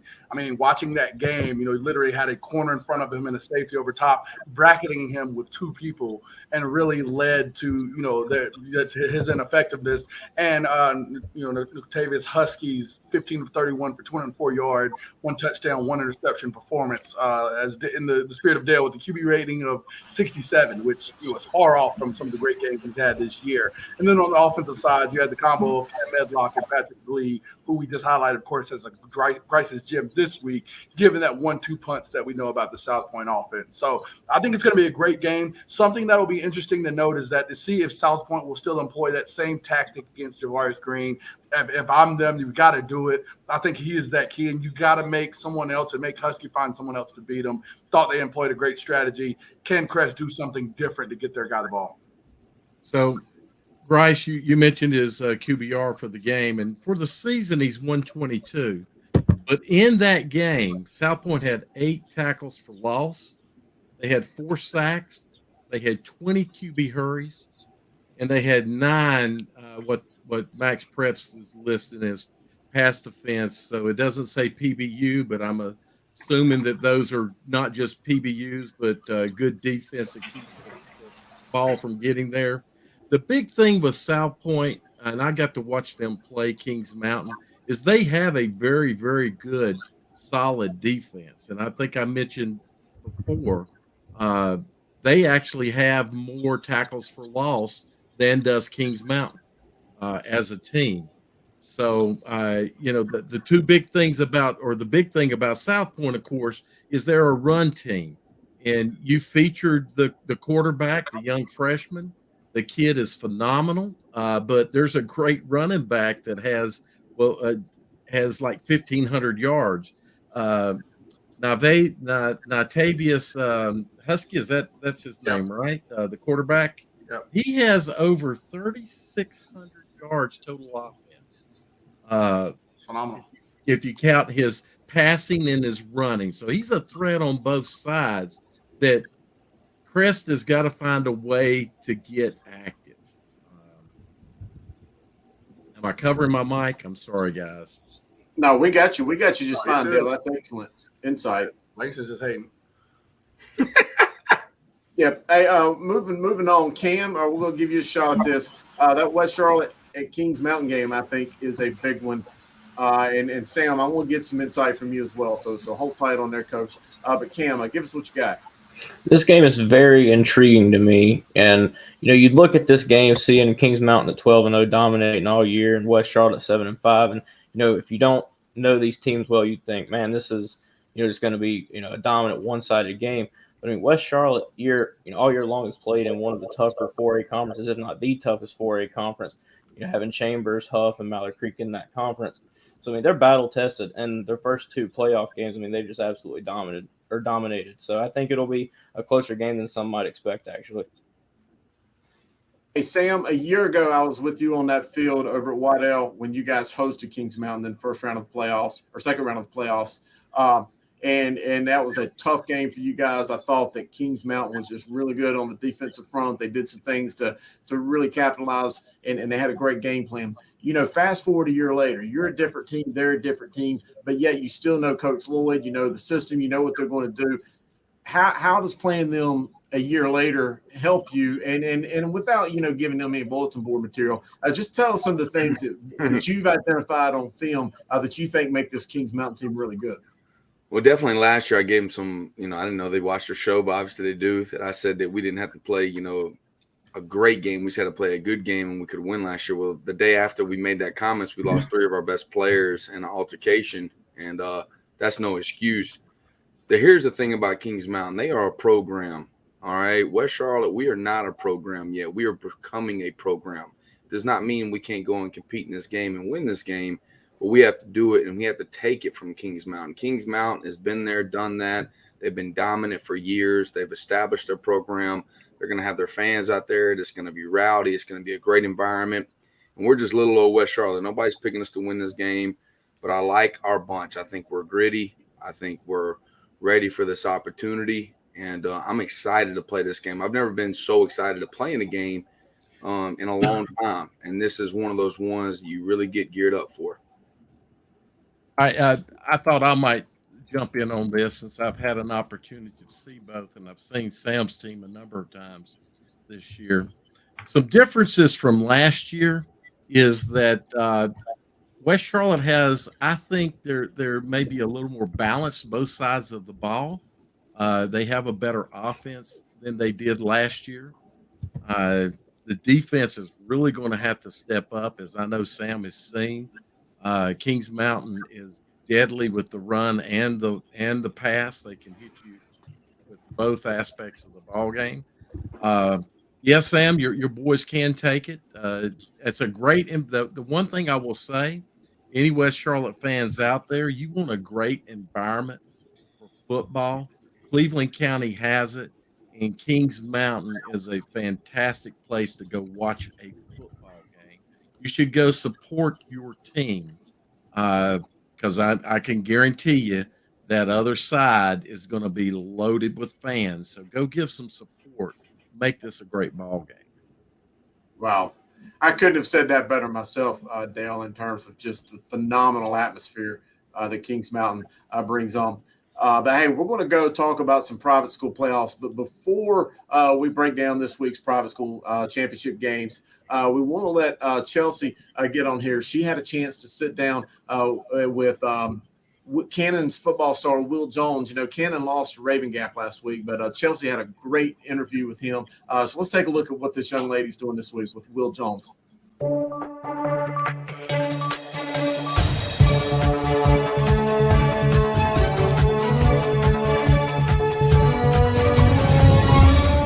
This week, I'm interviewing class of 2024 running back Will Jones from Cannon High School.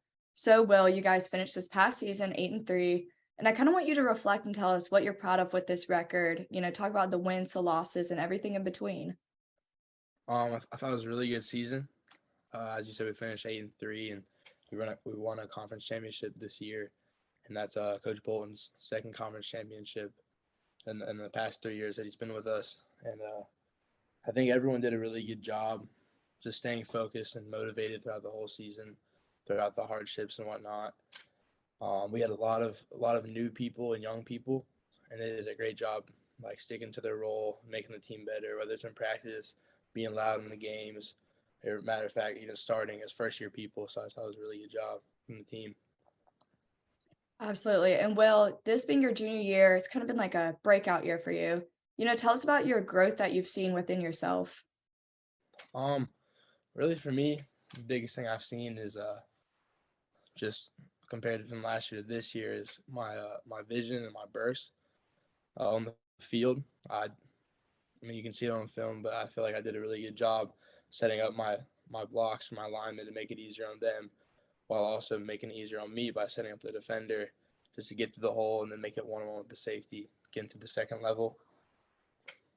Absolutely. And Will, this being your junior year has been a big year for your recruiting. You've got some offers, some visits. Kind of tell us about that process.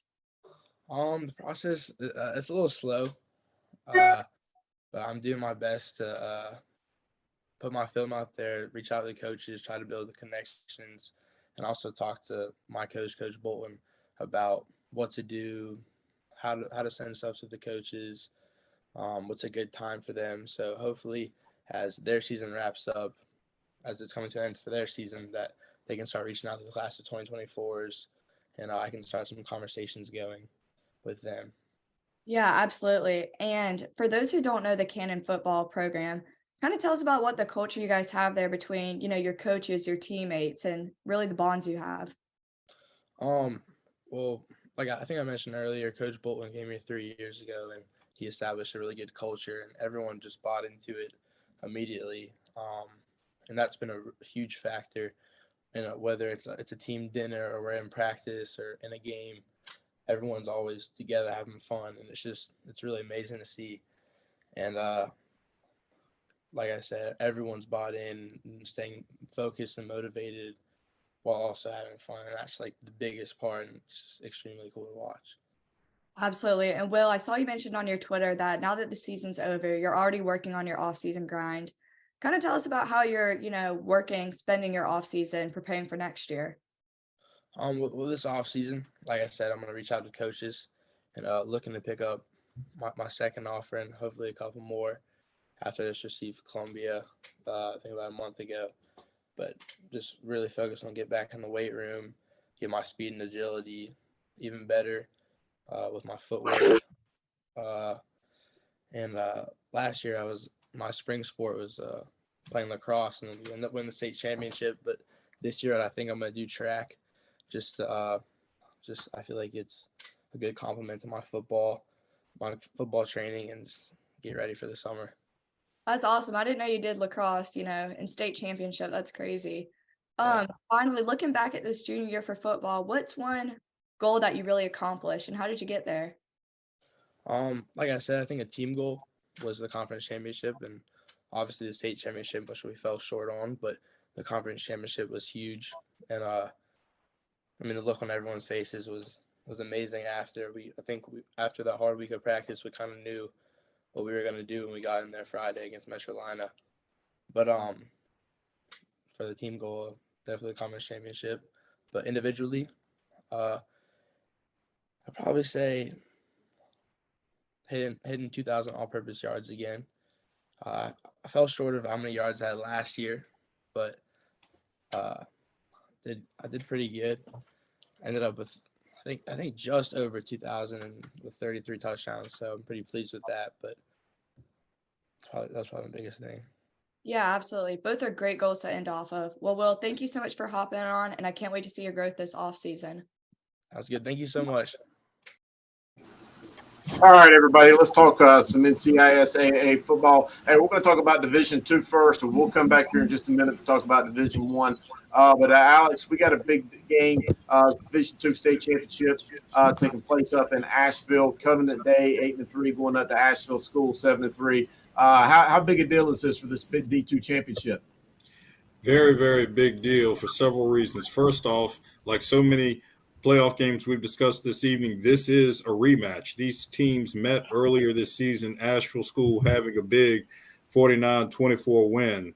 I think we all can agree that rematch games at this point certainly do not lend themselves to being decided by as wide margin of outcomes, and I think this will be the same in this case. But at the same time, I think the real beauty in all of this is, can you imagine how special it must be to watch a football game in the setting of the North Carolina mountains with a championship on the line?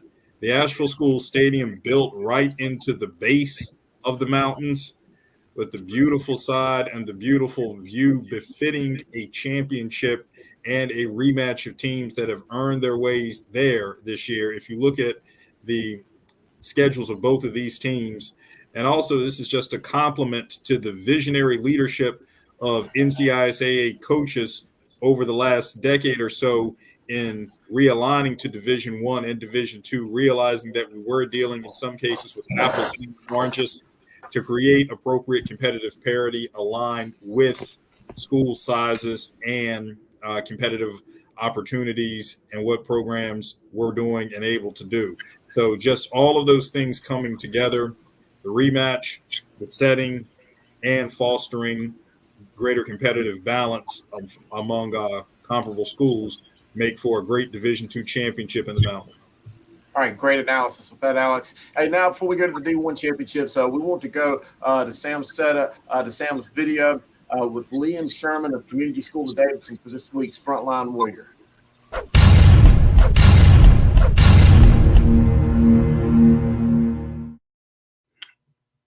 Another Frontline Warrior edition playoff, week 2. We got Liam Sherman, a.k.a. the Shermanator. I'm so excited to know, where did you get this name, the Shermanator?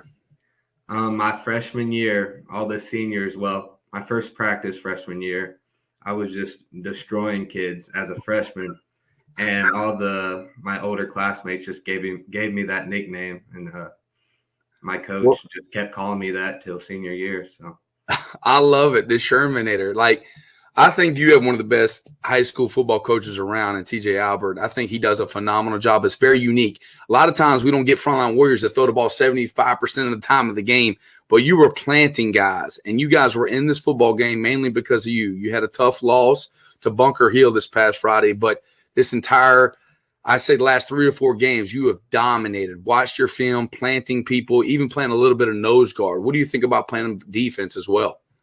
I love playing defense. I wish TJ would give me more time on defense, but he wants me to be more fresh on offense than D. So he's an offensive minded guy. Of course he is. Now he's got a little something for you. He says you know you're a really big time practice player, but you missed one practice a couple of year ago for a unique situation. Did you go to a concert? What concert did you go to? Huh? This is embarrassing, but I went to go see Billie Eilish in Las Vegas with a couple of friends. That's what I'm talking about. He told me about it. That's pretty crazy. Now, you know, you're a unique guy. Your dad, I heard he was on the Apollo. Did he win at an Apollo? Yeah, I think he won it 2 times. Are you serious? What does he do? He can sing. He's a comedian. What does he do? He used to sing back in the 90s. He sang like a lot of gospel, and he like sang backup with like Stevie Wonder, just like all those big guys back in the 90s. You were just built for this, brother. You were built for this stage. That's what I'm talking about. The Shermanator is the real deal. And I'll tell you what, I love having you on the show. Appreciate you. You are a frontline warrior, a.k.a. the Shermanator. And looking forward. If you want to be on the next Frontline Warrior, guys, please contact me, Coach Sam Griner, at Twitter, Coach Sam Griner, at Instagram, Coach Sam Griner, or you can hit up at Charlotte Preps on Twitter, on IG or Instagram, or you can hit me up on Coach Sam Griner on Twitter or Instagram. Appreciate you. Looking for the next Frontline Warrior edition. The Shermanator. I love it. Great job, Coach Sam Griner. I love that Bass Pro Shop hat as well. Hey, we got one big game to talk about, the state championship game for the Division I NCISAA finals. Christian 10-2 playing Providence Day, 11-1. Coach Chad Greer's Providence Day, Coach Jason Eastep, 2 big-time heavyweights in the private school ranks going at it. Cam, what do we see in this game? You know, I'll keep this short and sweet. You know, I think Jaden Davis and Providence Day, you know, that team's really tough. I think they'll win. You know, they played a close game with Christian that Christian won earlier in the year, but they had Christian dead to rights in that game. We're up 20+, and Christian made a comeback. You know, I think Dale mentioned one time, you know, if these teams played, you know, 10 times, Providence Day would probably win 8 of them. So I think Providence Day will be too tough. Have we not watched these I just want to say one comment. Games in the past? No, let's be very clear here. I'm going to state it and be very clear. Providence Day has to get over this Christian hump. They have to consistently get over this Christian hump. They've got a lot of things they want to do nationally, and we know that Coach Chad Greer is going to take them there. But I don't want to hear this, you know, this was blah, blah, blah. No, they haven't. Hey, the name last year or the name COVID year was Henry Rutledge. Micah Gilbert in his first game, 11 receptions, 3 touchdowns was the surprise here. I talked about Christian before playing Raven Gap, having to get over that hump to get here. My biggest thing I said was Kyron Jones needs to touch the ball more. He got it 25 times versus Raven Gap. That was the difference in losing in the regular season and winning in the postseason. Going back to look at this great matchup, again, yes, Providence Day was up twice with big leads. Christian was doing what Christian does. Get the ball to Kyron Jones, look for Ryan Henley, and Cameron Eastep, found a guy in Micah Gilbert that could make big-time plays. You didn't see anything different from Providence Day. Jaden Davis was phenomenal per usual, 400+ yards. You saw the traditional names of Holler, Peel, Davis, Goodwin. Like, you see the traditional names there, but they just could not get it done when it needed to be done. They're going to need to get over this hump. And we can say what we want, but Christian has been owning Providence Day in the last few years. Providence Day needs this win to show that we're ready to take that next step. I said it during the game of the week before, and they didn't do it. They got to have it now where it matters.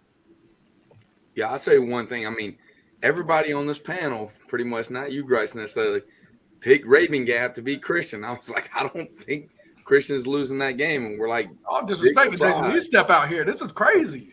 Yeah, I know. I mean, you got the disrespect. Christian has been dominant in this, you know, state finals in the Division I the last 10 years. I mean, they've been dominant. To be the champ, you got to beat the champion. You got to beat them again. And I love Chad Gray. He's one of my favorite coaches in the whole world. He's amazing. I think he wants this game, but this Christian's not going to hand you this game. You're going to have to go snatch it from him. I mean, it's going to have to be straight Indiana Jones, Temple of Doom, and then you're going to have to snatch their heart out. And just that's the only way. That's the only way.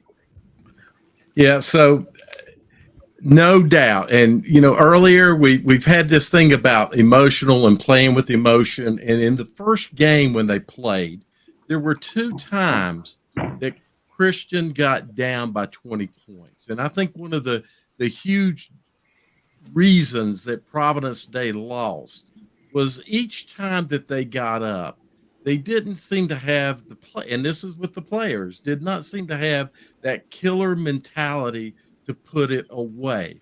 And the Christian players had the exact opposite mentality. They had obviously talent on the field, Could have been there. and they never quit, and they made it happen. And then what happened?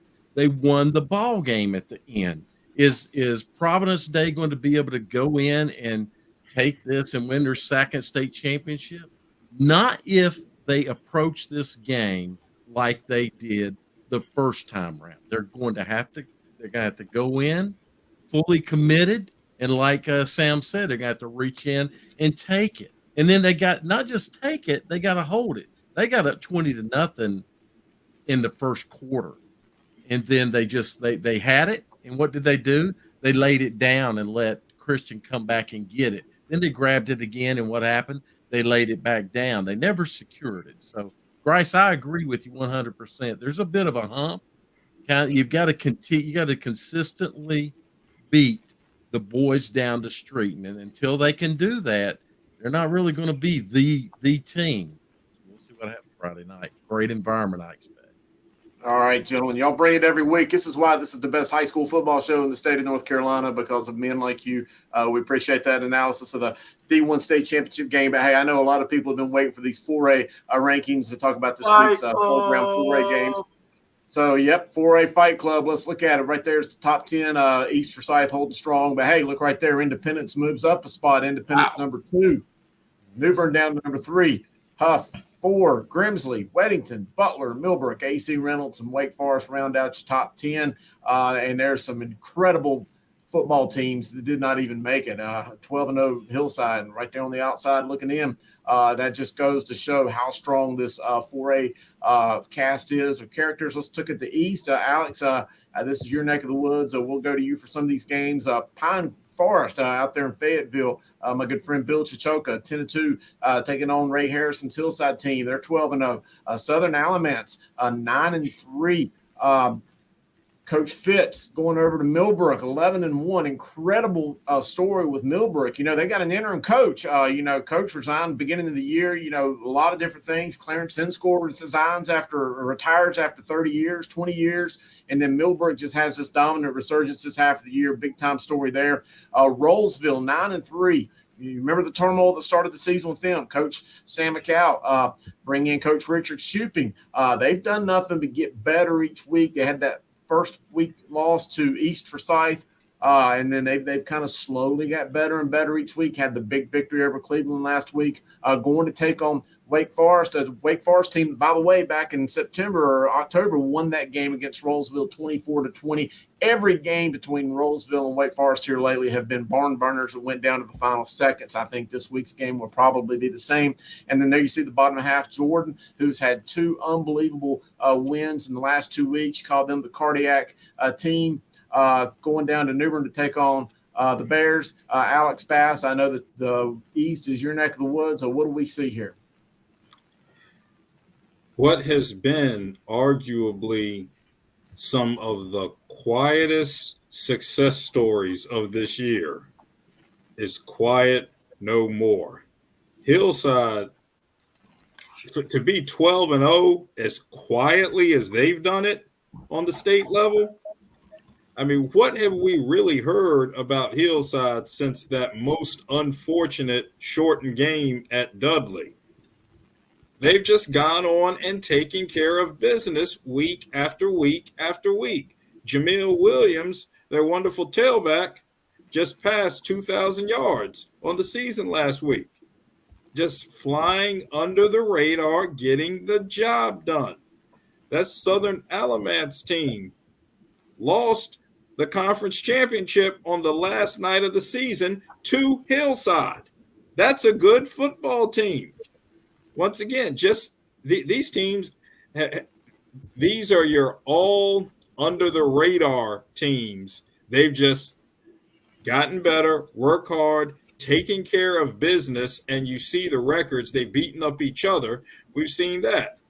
Millbrook, second straight year winning a conference championship, second straight year with a win over Wake Forest.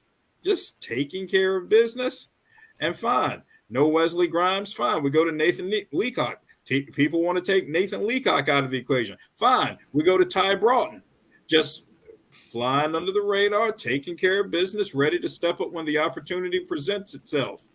Rolesville, we all know the story there. They had the big win over Millbrook, but Wake Forest got him again.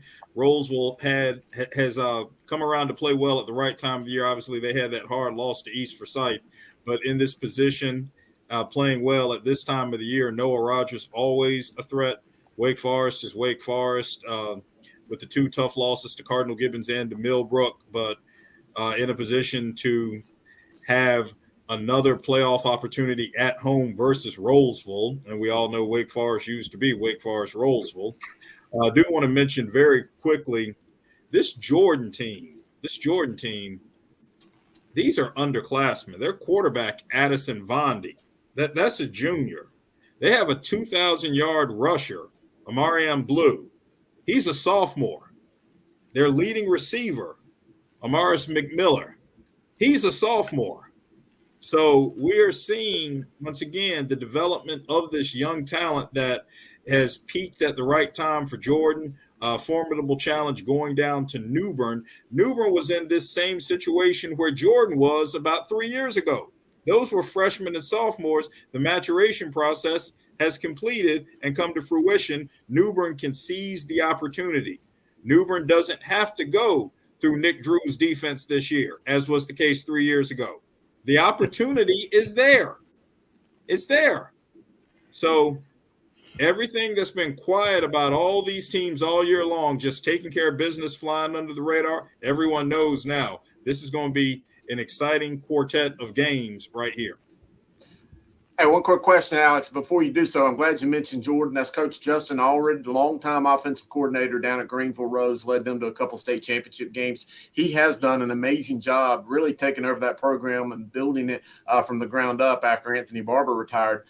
Hey, one quick question for you before we go to the West, Alex, though. History tells us that Fayetteville teams often have a history of coming up to Raleigh and kind of putting a kink in the Eastern playoffs. We've seen it year after year with some Bird teams, some Terry Sanford teams. Does this Pine Forest team show you anything that you think they can come up and kind of repeat history, like Southview and some of the others?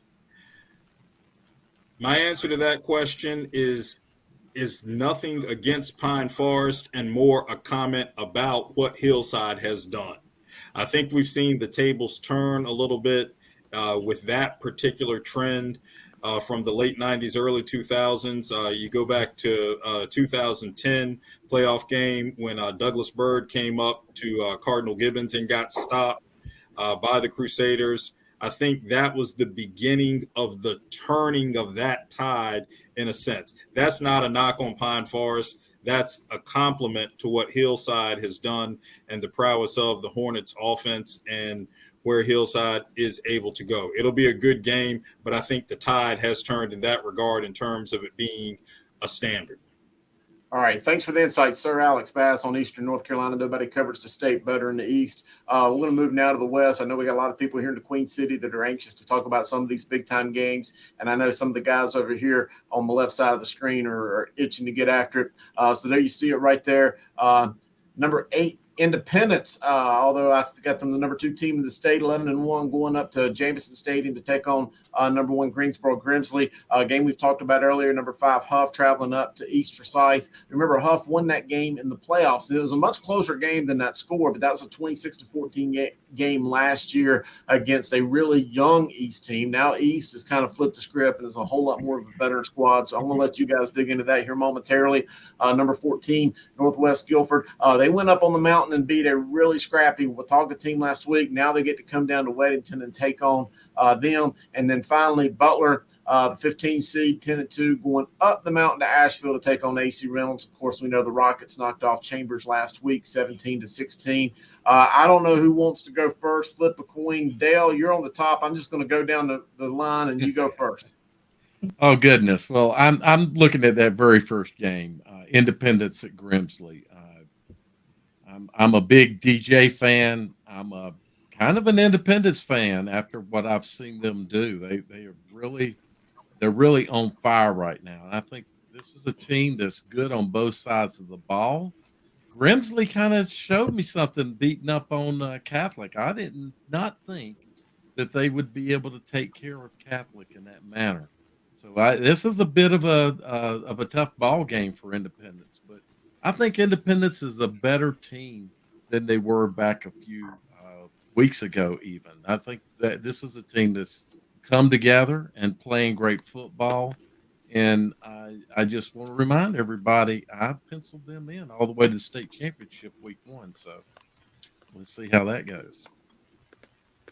Anybody else got any thoughts on this Indy team? I do. Come on, Grice. Yeah, I believe Independence is the best team left out of the Charlotte area. I don't think they have the suffocating defense like Mallet Creek or Chambers or Huff, but I think their offensive balance is so much better than those other 3 programs.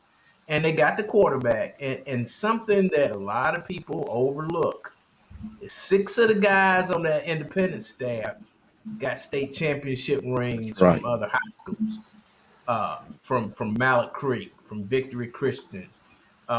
Those guys have been together a lot or a long time, and I think that makes a huge difference this time of year. So Independence is my sleeper. I think right now, at this point in the year, they're the best team in the Charlotte area. Now, can they go up to Grimsley? It's another step in their maturation process, but I give them as good a chance of coming out of the West as anybody on this list. All right, I'll say something. I think the difference in Independence team now, they've been good all year long. Okay, but now they believe. They believe. I think when they beat Butler, there was a switch that happened and says, you know what? Why not us? Okay. Now, I don't believe, and I'm not trying to be disrespectful. I've been talking to DJ all year long. I think he's done a phenomenal job of building this program back up. He was the right coach Independence needed, and he's doing a great job. I still think Huff is the best Charlotte team left. I'm not trying to be disrespectful to anybody. They got a little bit more emotion to play with now after losing one of their own in Virginia. I think they have something else that they maybe needed to push themselves in the playoffs, but by far their defense is extremely dominant. We're going to see how good they are because they're going against probably the best team in East Forsyth. So if they're able to win that game, they still would be the favorites. But I still think Independence, the only difference is now they've always been good all year long. I've been saying the most balanced offensive team I've seen the entire year, and we faced 5 of these good ones, okay? And they just believe now. They got that monkey off the back and said, we beat Butler, we won the conference basically, and so they're moving on. And I just think that they can beat Grimsley. That is a tough matchup, though. They match up really well with Independence. I think Independence wanted to pay Catholic to get that loss off of them and get that back, but now they got to go through Grimsley, and then they got a tough road. So we'll see. I'll step in here. I think Independence is a very good team. Justin Little's very impressive, but that Grimsley team's no slouch. I actually had Catholic beating Grimsley, but anytime Catholic, they scored, went for 2, cut that game to a 6-point game, and then Grimsley just marched down the field in like 4 plays. So Grimsley can score in bunches. They put up a lot of numbers quickly, but I think I picked Independence to win. I think it'll be a close game, and all games this late in the playoffs should be close, ideally. All right, gentlemen. Hey, let's talk about the other big game. We looked at the video earlier in the show with Coach Matt Jenkins. We've talked a little bit about this game. Huff, 10-2, heading up to Cartersville to take on Coach Todd Willard's East Forsyth team. Obviously, we've got Mr. Football candidates in this game. We've got 2 phenomenal defenses, 2 big-time defensive coordinators going head-to-head. Again, 2 teams that went at it in the 3rd round of last year's playoffs as well. I think East Forsyth is now the more seasoned and veteran squad. But yet, let's not take anything away from Coach Jenkins and Coach Chachi Sullivan and all those guys at Huff. That's a really, really, really good football team as well. We're just going to go down the list, and we'll start with this game. And Dale, we're just going to come right back to you and work our way down in your thoughts of this game. Sure. So, when our picks come out, whenever they're published, you'll see I picked Huff. I expect this to be like a 1-score game. I didn't really factor in the playing with emotion because of the tragedy that happened in Virginia. I just think that Huff's defense can hold East Forsyth down enough that Huff's offense will be able to score enough to win this game. I really, I don't know. It's one of those that I've got a feeling, but this is going to be a very, very tall, tough task for Huff. It ain't going to be as easy as some might think because East Forsyth are a really good ball team. Jalen Alexander Rayner is having a season with the magnitude of impact comparable to that of Chris Leak in his sophomore year at Independence. Mind you, I did not say that Jalen Alexander Rayner is the kind of player Chris Leak was. I'm not going down that comparative road. What I said was the impact, the magnitude of impact he is having for his particular team and what it is looking to accomplish is comparable to what Chris Leak did as a 10th grader for that first independent state championship team in 2000. East Forsyth wins this one, not necessarily going away, but comfortably enough to continue on its journey to a state championship, and Jalen Alexander Rayner continuing on his journey to Mr. Football. Thank you. I think this was going to be an one of the interesting things game here. I just think it's something that you've got to look at between these two teams of just, Huff, having played, some tough competition. East Forsyth really, and I think this matters, they haven't played anybody that wasn't scared of them yet. And I think that's important to note whenever you look at this. And, it's one of those situations where, Jalen Alexander Rayner is having a phenomenal season. You've got the phenomenal defense led by defensive coordinator Aaron Bill. You know that East Forsyth is going to come ready. The Nest is going to be rocking up there in Kernersville. But again, it's Huff's just a team I think that goes up there that's not scared. And if they play mistake-free football, they're not turning the ball over. I think they're going to be extremely tough to beat. And ironically, it's one of those weird years where I thought last year Chachi Sullivan had the best defense I'd seen him have. This year, even though they're younger, maybe not as individually talented as they have been in the past, this one's shaping up to be one of the best for them as well. So, I think that's going to be one thing to notice. One thing to notice, too, as well as, Jalen Rayner being great getting the ball down the field. That defensive secondary is young. We talk about the freshman, Samari Matthews. They really haven't given up a lot of passing yards. I think that a long passing touchdown they gave up to Mallard Creek this past week, that'll be the matchup to see. Again, you talk about Jalen Rayner getting the ball down the field. Is he successful and is he able to do so against Huff's secondary? That's going to be the key. And also, you better get out of that pocket because Huff has some towers at 6'4" and 6'5" at defensive end that are going to be pretty tough to throw the ball over. Yeah, I want to piggyback off of that, what you just said. I think the one weakness that East Forsyth might get exposed is the offensive line is not necessarily like world beaters, okay? And you're going against an extremely good defensive line. Once again, the only thing that could be an issue is like the young secondary. Are they going to be able to? So to defeat Huff, it's almost like you're going against like the Alabama-style defense. The way to beat them up is to play unsound football in a way where Rayner can actually literally break the pocket and create on his own. If he's able to do that, kind of like how Bubba did, where he broke that long touchdown, that was the only way that Chambers really hurt Huff on defense. If Rayner has that capability to escape the pocket and break down the defense like in an unsound way, it's not necessarily the play was called for him to do that. He's just able to make plays. That's how they defeat Huff. I don't know if they can do that. We will see. We're talking about a Huff team, guys, that has only allowed double-digit scoring twice all season.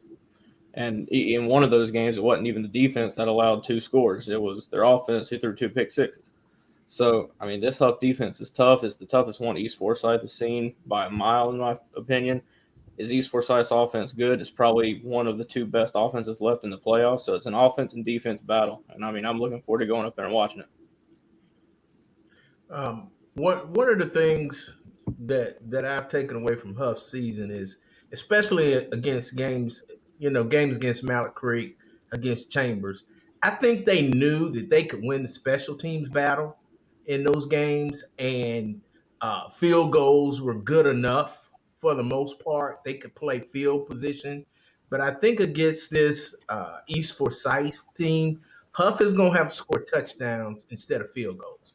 I mean, they still can play the field position game with the punting game, but I don't think they can settle for field goals against East Forsyth. They're going to have to score touchdowns. I don't see East Forsyth's defense being as tough as Mallet Creek or Chambers, but I do see their offense being a little bit better than those two schools, and thus Huff is not going to be able to just say, "Hey, we'll sit back, play field position, kick a field goal here and there, and that should be enough to hold us," because they weren't afraid of the passing games of Chambers and Mallet Creek. But they're gonna have to score some points this week and not just settle for 3 points every time they cross the 35. Great analysis from all of you. I mean, all of y'all brought your A game. That is pure money today. Again, that is the 4-5 matchup with Huff heading up to Kernersville for East Forsyth. Now looking at this Northwest Guilford traveling down to Weddington game. Grice, I'm going to come to you for this one, and then I'll let you follow up as well. I know you've looked at this game. We've had some Grice's gems come from these two teams. What do you see from this matchup, Coach? Yeah, I think it's going to be a very good matchup. I mean, you look at with Northwest Guilford. I think we talked about the matchup between Tanner Ballou, Trent Cloud. I think has been one of the better QB receiver matchups you talk about from the 3-3-6. You look at just Northwest Guilford as a whole has played some tough teams. They've been there with East Forsyth early in the year, if I'm not mistaken. But one big thing too for them is that they're going to be able to run the football, and they're going to have to against a tough Weddington team that I think is pretty experienced on that defense. I think a lot of you talk about your seniors were there and kind of still have some of that state championship pedigree, in which we saw again a week that didn't have. A week that wasn't normal by any circumstances. Speaking, for us, I think some of our lack of, our inexperience in big games, hurt us a little bit. Really didn't affect Weddington, whether it was field position, whether it was dealing with a soccer game being played before the game.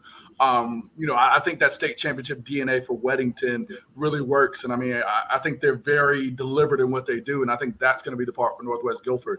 You look at a Griffin Reimer, the tight end for Weddington, big physical guy who can run, block, catch, is pretty decent speed. You got Zamil Patterson, a great receiver. And then even flipping it for that secondary from Weddington. I think that's going to be the matchup is that can Tanner Ballou get that ball out of his hand to his big-time receivers? And if he's able to do so, I think they might have a shot here. But that Weddington defense, I think, is pretty disciplined. And I think that they're going to have to do some special things in order to put up some big-time points against them. One thing to look at in this game is Tanner Ballou going to be playing, because he went down in the first or second series against Watauga. They were up 6-0 at the end of the first quarter, had 21 put up on them in the second. But what impressed me the most is just this team's composure. They came back, scored 21, I think, themselves in the fourth quarter. So, the composure was really excellent. I think Weddington still has the advantage just talent-wise, but I think this could be a close game. Okay, so yeah, by disciplined, I like to use the word technical. They're highly technical team, both offensive and defensively. One of the things I've mentioned many times about a Weddington team, and it's just a repeat thing every season with them, is that it's hard. You might get a big play, but you don't typically see big plays break to touchdowns. And that's because of their technical prowess on the field. They know that the players know where they need to be. They are a very, very tough across both lines, especially that defensive line. Bryce knows that. I'm sure that he saw a good rush from them and good coverage by their secondary. So I think I'm in Weddington in this ball game. I wanted to kind of throw that out that being Weddington is such a highly technical team in their play. They're a fun team to watch play because of that. All right. Well, hey, appreciate that. Hey, we got one last game to talk about. Gary, I'm going to start with you. Butler Bulldogs, Coach Brian Hills and the squad, 10-2. They're heading up the mountain to take on AC Reynolds, coached by Shane Lofts. Again, the Rockets had that 17-16 victory over Chambers last week. Gary, starting with you, and then we'll go to Coach Grice. What do we see in this one? I see a game of adjustments. If you notice, in most of Butler's big games this year, they've started out slow, they've adjusted, and came on strong in the end. I just see a veteran coaching staff led by Brian Hales that knows how to adjust as the game moves along, and that's a that's a tough situation when you're dealing with kids where you practice a scheme or a defense or offense all week and you see it's not working and you can change midstream in the middle of a game and the kids pick up on what the coaches want and it leads to success later on. So with Butler, they're going on the road. It's going to be cold. I'm pretty sure the grass will be long. But if they can make it through halftime, then I like Butler's chances against AC Reynolds. Now, if AC jumps on them early, it might be a long night for Butler. But I think if Butler can, keep it fairly close at the half, then they have the type of staff that can make the adjustments for them to be successful in the second half. Yeah, if it was grass, they would have it a little bit. They might put some more rubber pellets in the turf. Okay, they are on turf. See, I didn't know they had turf now. So, last time I was up there, we were playing in a cow pasture. So no, I got you. No, you're good. I think the weather is always going to affect, the Charlotte teams if they can get over that. But once the juices get flowing, I think that, Butler can prevail in this game. And Butler in the past, might have to go back 10 years, had to go through AC Reynolds a couple of years. And I think it was a big Statue of Liberty play back in the day that won the game for them. And I would love to maybe revisit that. I would love for Butler to kind of, they always keep some of the old offense from back in the day. Hells does a good job of keeping that history. I would love to see a 2-point conversion type play off the Statue of Liberty maybe in the Arsenal. If AC Reynolds ain't watching the show, then maybe it'll work. But that'd be pretty cool. I would love to see Butler, be able to be victorious here. I think AC Reynolds is a very tough place to play, like you're saying. Anytime you're going up to the upper room in AC Reynolds, it's going to be a tough spot. Brian Hill says, "Thank you, Sam." Yeah, I know, right? Statue of Liberty. Did he really say something? No. That boy, he's already watching film. He's in bed. The upper room. Yeah, I checked the weather. It's going to be about, I think it's 37 degrees at game time, so not awful. That's kind of about what it was when we went up there last year. I think, when you have these kind of situations, we don't have a whole bunch of information when you talk about AC Reynolds, because we haven't seen them against Charlotte team. We've only seen one example. I compared defenses. Again, the Tripstone defense is aggressive enough. I think we'll see a similar result to, their what they experienced versus Chambers. I think Butler's long. Their front 6 or 7 guys, they're going to be extremely aggressive and they're going to make plays. I always talk about the Coleman brothers. They're, the stat chasing, tackle for loss monsters there. So I think AC Reynolds will experience, a little bit of struggle similar to what they did this past week. I think the other side of that is, again, going up there with the sophomore quarterback, cold weather, big time game, on the road, packed house. How will Coach Hales treat that? Is he, you're going to be a little more, lean on the run and allow for that? Or is he going to look to have some big plays to Current, some big plays to Mekhi Carr, big plays to Eli Sylvester in the passing game? Because, again, we look at some of the big games that have been successful. You've heard one of those 3, especially like a DeQuadre Current, has been big for them. Those guys have to do the same thing. And I think it was mentioned earlier about passes being dropped. It's going to be a little cold. It's going to be a little, I think the weather is going to be okay. It won't be rainy, but you got to go up to a different environment and make those same type plays. If that offense can do it, if they can limit their turnovers, I think they're going to be successful. And it's going to look just like the 10 wins rather than the turnovers that caused the 2 losses. I'd like to take a moment right here to affirm once again and give a tip of the hat to the visionary insight of Coach Jonathan Grice and something that he said all year long on this show. Well, these 4 games in the West are affirming and reaffirming. Now look at the infusion or the two-way tinging of 336 and 704 tendencies in creating these elite level matchups right here, and how each area code has helped the other get in this position. We're in a position to watch 4 games in the 4A West, and not a single one of them is being played at a Charlotte Mecklenburg school site. We thought that was unthinkable 20 years ago, that a playoff Friday before Thanksgiving and not a single game is being played at a CMS site. Like Garrett said, wow. But that is a tribute. That is a tribute to what Coach Grice has spoken about all season long, and how we've seen the two-way tinging of some of the prevailing tendencies of 336 football and 704 football on each other, and how both area codes are stronger because of what they've done for each other to create these games, which we're all going to enjoy. Are we seeing a swinging of the pendulum? I won't go that far yet, but the impact of it is palpable and speaks very highly to both of those area codes. So well done, Coach Grice.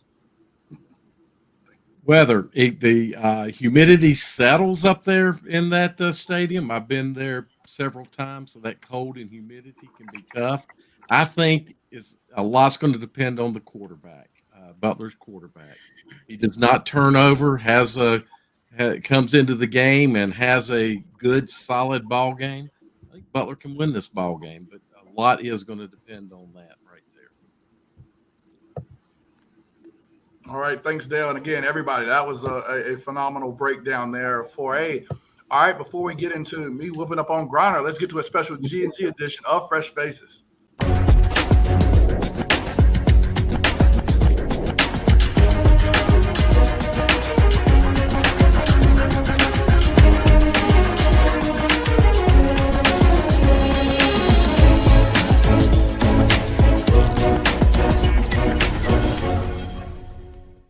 What's going on, everybody? This is another special G&G edition of Fresh Faces.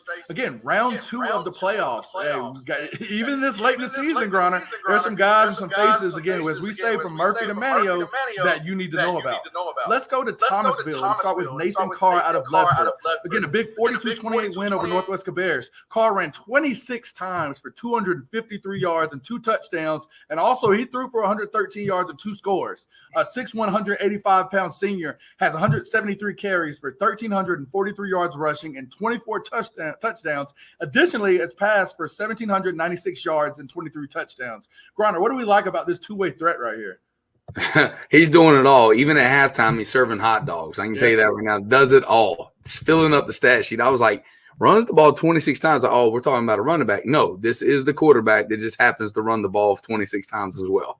And he looks dominant here. Again, it's one of those guys, like, as soon as he sees it's not open, he's going to make sure he runs and get some yards here. And again, that's a grass field at Northwest Cabarrus. So he's out there looking like he's on a different level of playing surface than these guys are. So big-time game, again, has Ledford in the 3rd round after that impressive performance on the road against Northwest Cabarrus. Let's go ahead and head out to Crest to look at Aiden Carson. Again, sophomore running back here at 13 carries for 134 yards and a touchdown, and a big 42-15 win over Oak Grove.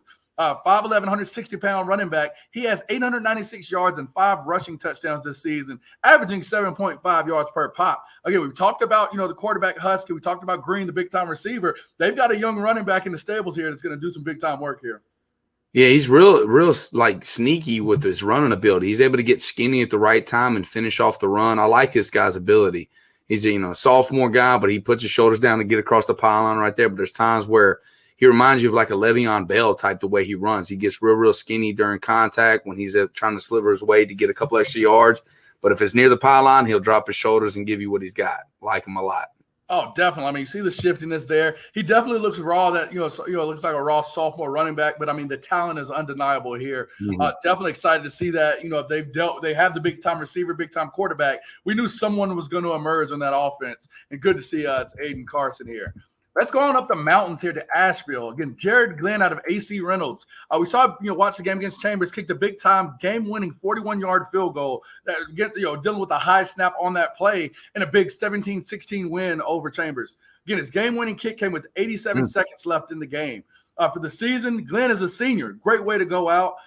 They've still got another round, of course, with Butler coming up there. He's averaging 45.3 yards on kickoffs with 7 touchbacks, 36 yards on punts, and he's got 55 kicking points. Again, that's 46 of 50 for point after touchdowns and all 3 of his field goal attempts. Griner, I think you were out there earning your big-time win. Watching his kick and watching his coolness under pressure was something to behold. Griner, I mean, talk about that and talk about making big-time kicks. Well, I think that's huge that to take down the reigning, defending, champions, getting to the state championship, 4 years in a row now? They lost last year. To be able to take them down in their home crowd.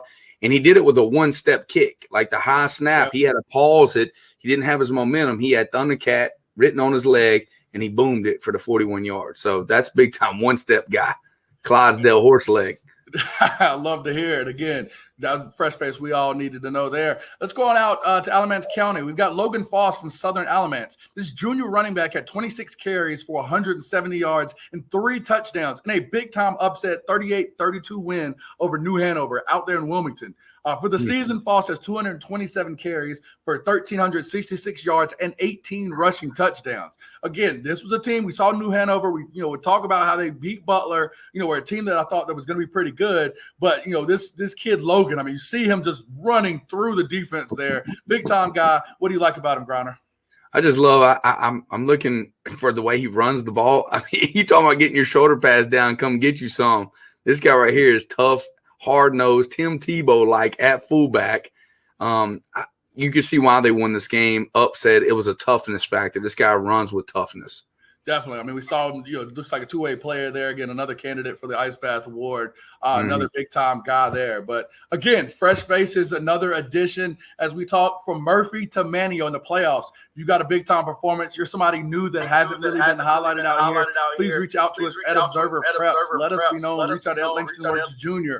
Again, from Murphy to Manio, if you have a big-time performance and haven't been highlighted, we want to know about you. That's it for another edition of Fresh Faces. I'm Grice. That's Griner. We'll see you next week. You're so smooth there, Coach Grice. I love that Tebow reference. But by the way, we see us in the 3-shot, which means only one thing. Let's lock the door. Welcome to another edition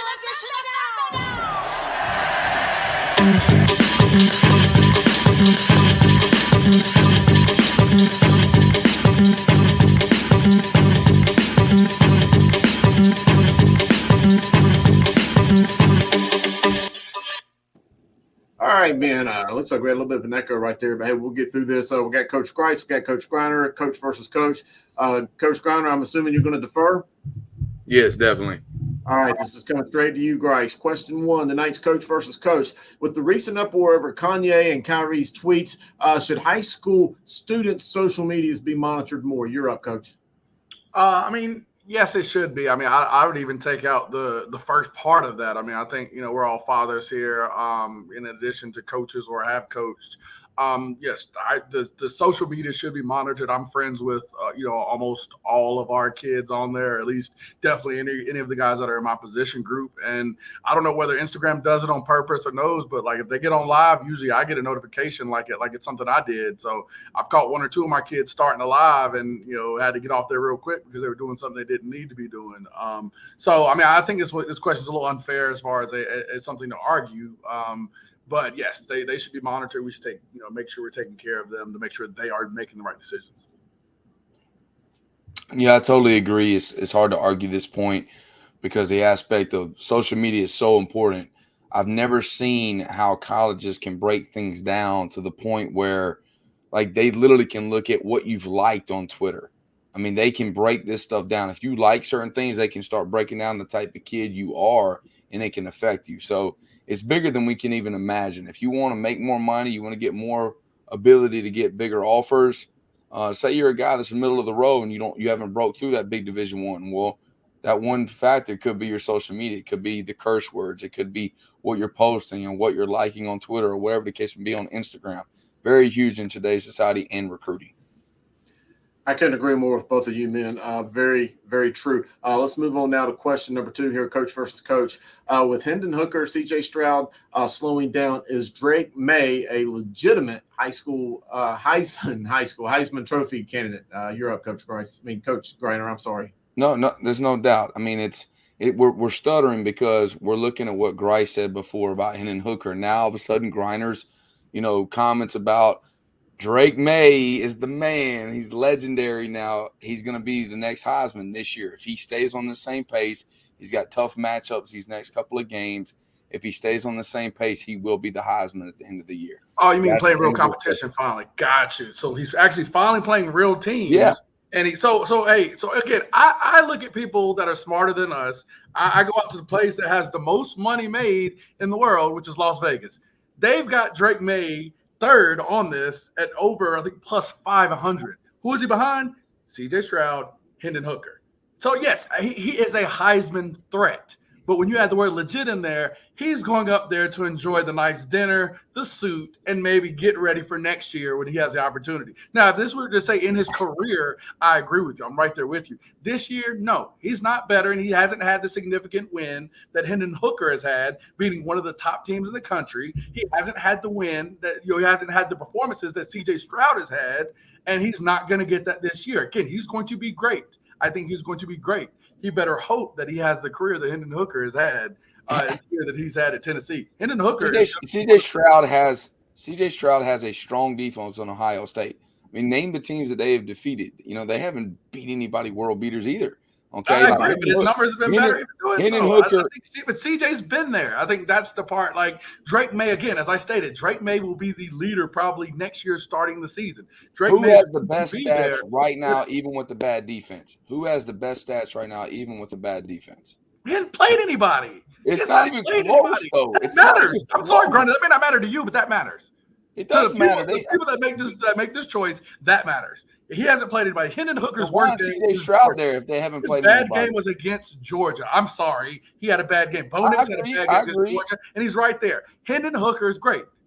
Stop. It's okay. I'm not saying Hooker. All these three guys are great. I'm just saying Drake May stays on this same pace the next 2 games. You're going to change your theory, and I just want you to be like, he's not. He's not. Okay. Again, that's the thing. Hendon Hooker plays some teams, too, that he's going to have a great chance against. All right, we'll see. All right, man. Final question here, coach versus coach. Coach Grice, staying with you on this one.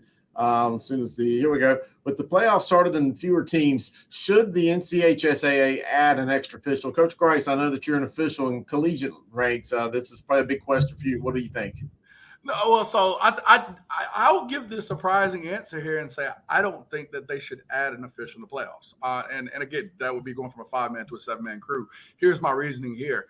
You deal with a lot of officials. Now, granted, the playoffs have the top officials from each of the different areas. The fact of having an official go from a 5-man or working as 5-man mechanics to a 7-man mechanics in the most crucial point in the season is something that I don't think that we should experiment with. Again, you talk about perception. You have a situation where an official who's been working 5-man mechanics all year may make a slight error mechanics wise on something that was different from having 5 officials to 7. Again, that gives it the look or the perception that he's not qualified or that he doesn't know what he's doing, which is something that we want to steer away from in some of our bigger games. I think that, when you get to the playoffs, you've heard a lot less about, oh, God, these officials were horrible. They're awful. The only thing that you may get is that you have teams that may go and play in different areas where officials aren't used to the way teams play. Again, some of these mountain teams might not be used to some more spread, high-flying offenses. That was more a thing of the past, but I think that stylistic style of play, speed, are some of the different things you see. Keep it the way it is. We've got the best of the best officials in the state working in 5-man crews right now. You're not going to have problems.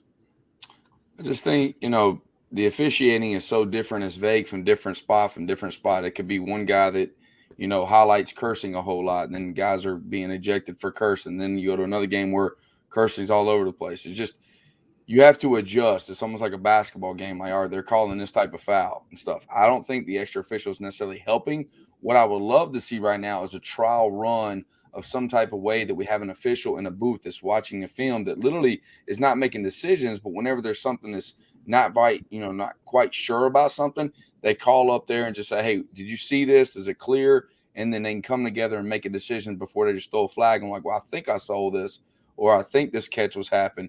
Someone to just help confirm. We don't have replay. I'm not saying we need replay, but this is a good time to do a trial run where someone's watching something on a screen to help out because they all have headsets now. But that's a slippery slope. That's a slippery slope. I'm not like you have. So you have the booth official that's going to do things for simple, like, hey, it's 3rd and 2 instead of 4th and 2. You have someone that's there, and again in the playoffs, you have the observer, assigned observer that's there to monitor to make sure that mechanic things are correct. You can't be in a situation where you're taking away from people's judgment. One, that's going to slow the flow of the game because again, someone makes a pass interference judgment. Someone's up there saying it's not pass interference.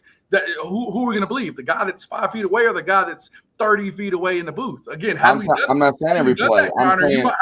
Had we listened to somebody that's way in the booth, you wouldn't have won that game versus West Meck. That's also that's incorrect. We still win the game. We kicked the field goal. We'll go back to that again if you want to re-talk about that. But that was in the first quarter. But you don't win 7-0. Let's say that. That might be but we still win the game. That's all that matters. Field goal kickers. All right now. So look, he's real good kicker, real good. All right, what I'm saying is there's about 3 or 4 incidences in the game where officials come together and when they're not quite sure about something, they don't have the eyes or the angle. That's a great opportunity where we could take advantage of something like that. This is a trial run because you don't want that one mistake like the West Meck. Say that was in the 4th quarter in a playoff game, you can make that correct judgment because you have that booth official. You might not even use them at all, but that 3 or 4 incidences in the game, and you're coming together. He's in there. Hey guys, I did see it clearly. It was this. You see what I'm saying? Now, I'm not listening to no man and no booze. I'm just saying it can be. He can be like, I didn't have the angle. That's like you. You want a dad in the stands at the top of the stands telling you. I'm talking about end zone cameras are a real thing. I got one. You can see a lot. Promise you. You guys had a great debate. Gary's watching the Star Heels who escaped with a 6-point win. I know you watching. Did I kick him out? Did I literally kick him out of here? Did I whip him out? I think that's crap. I kicked him out of here. I'm signing off. I'm done. No, hold on, Grace. I got a question for you, Grace. If Drake May beats Clemson, does that bump him up the Heisman list? Depends. You shouldn't be anybody. Yeah. Depends on how he plays. Right? I'm sorry, Notre Dame just whooped them pretty good too. If he plays well, if he throws 4 or 5 tutties against Clemson, would you put him up there or not? It's under consideration. I need to see how the game goes. Yes. They can mess around and get to the pride. Pride's a real thing, man. Pride's a real thing. Notre Dame's a real thing too. That win that they had with them had the quarterback out there looking like that. Notre Dame beat somebody else. They also almost lost to Navy. They beat Clemson. Yeah, that's what I'm talking about. Notre Dame and the quarterback out there was looking good too. Again, let's talk. The one thing you got to understand is North Carolina Heisman is about the best player. All right, he's literally vaulting Carolina to be relevant right now. They would not be relevant. It's awful this year. Clemson's not even going to make the freaking tournament. ACC is the Pac-12. Clemson got ranked 9th in the latest CFP ranking. Sam, it's 10-15. I got to do basketball. It's time for your final thoughts. My final thoughts are there's a lot of people on social media criticizing our fan base right now with West Charlotte. I'm calling out. I'm just saying. I would love, they say Lion Pride is nationwide. I would love to see that. I'm just going to let you go ahead. I'm just saying. They say Lion Pride is nationwide. I would love to see it at Kings Mountain. These kids deserve the support. They're in the 3rd round of the playoffs. I don't know when the last time West Charlotte's been there. Not really big a story, and I just know that they have worked really hard. Probably been 2006. You got trolled hard, man. All right. Hey, at the end of the day, we're here to play football, and if we don't have the fan base, guess what? Our kids are going to still play hard. But it'd be nice to see that roar in line and just being able to see it, look in the stands and see those kids say, hey, I got someone in my corner too, because we're going to go against the other side, and they're going to be filled up. And it would be nice. It'd be nice to see that. That's all I'm saying. All right. Well, that is true. Last week we went 2 hours and 10 minutes, and I promised never to go that long again. And this week we've gone 2 hours and 17 minutes. It's good football, baby. It's good football right now. I don't know. Maybe we need to start at 7:30 next week. I don't know. But with guys, I fewer appreciate games to cover. Say again. I We said got less with games next fewer week. games to cover. Yeah, but I did. You guys' insights are so great. Anyway, that's Sam. I'm Langston. That's the guru, the number one voice of high school football. That's Gary Richmond. That's Dale Ross, longtime follower of Charlotte Mecklenburg football. The contrarian Alex Bass, the guru 2, Grice, and the guru in training signed off to go watch basketball. We are talking preps, and we'll see you next week.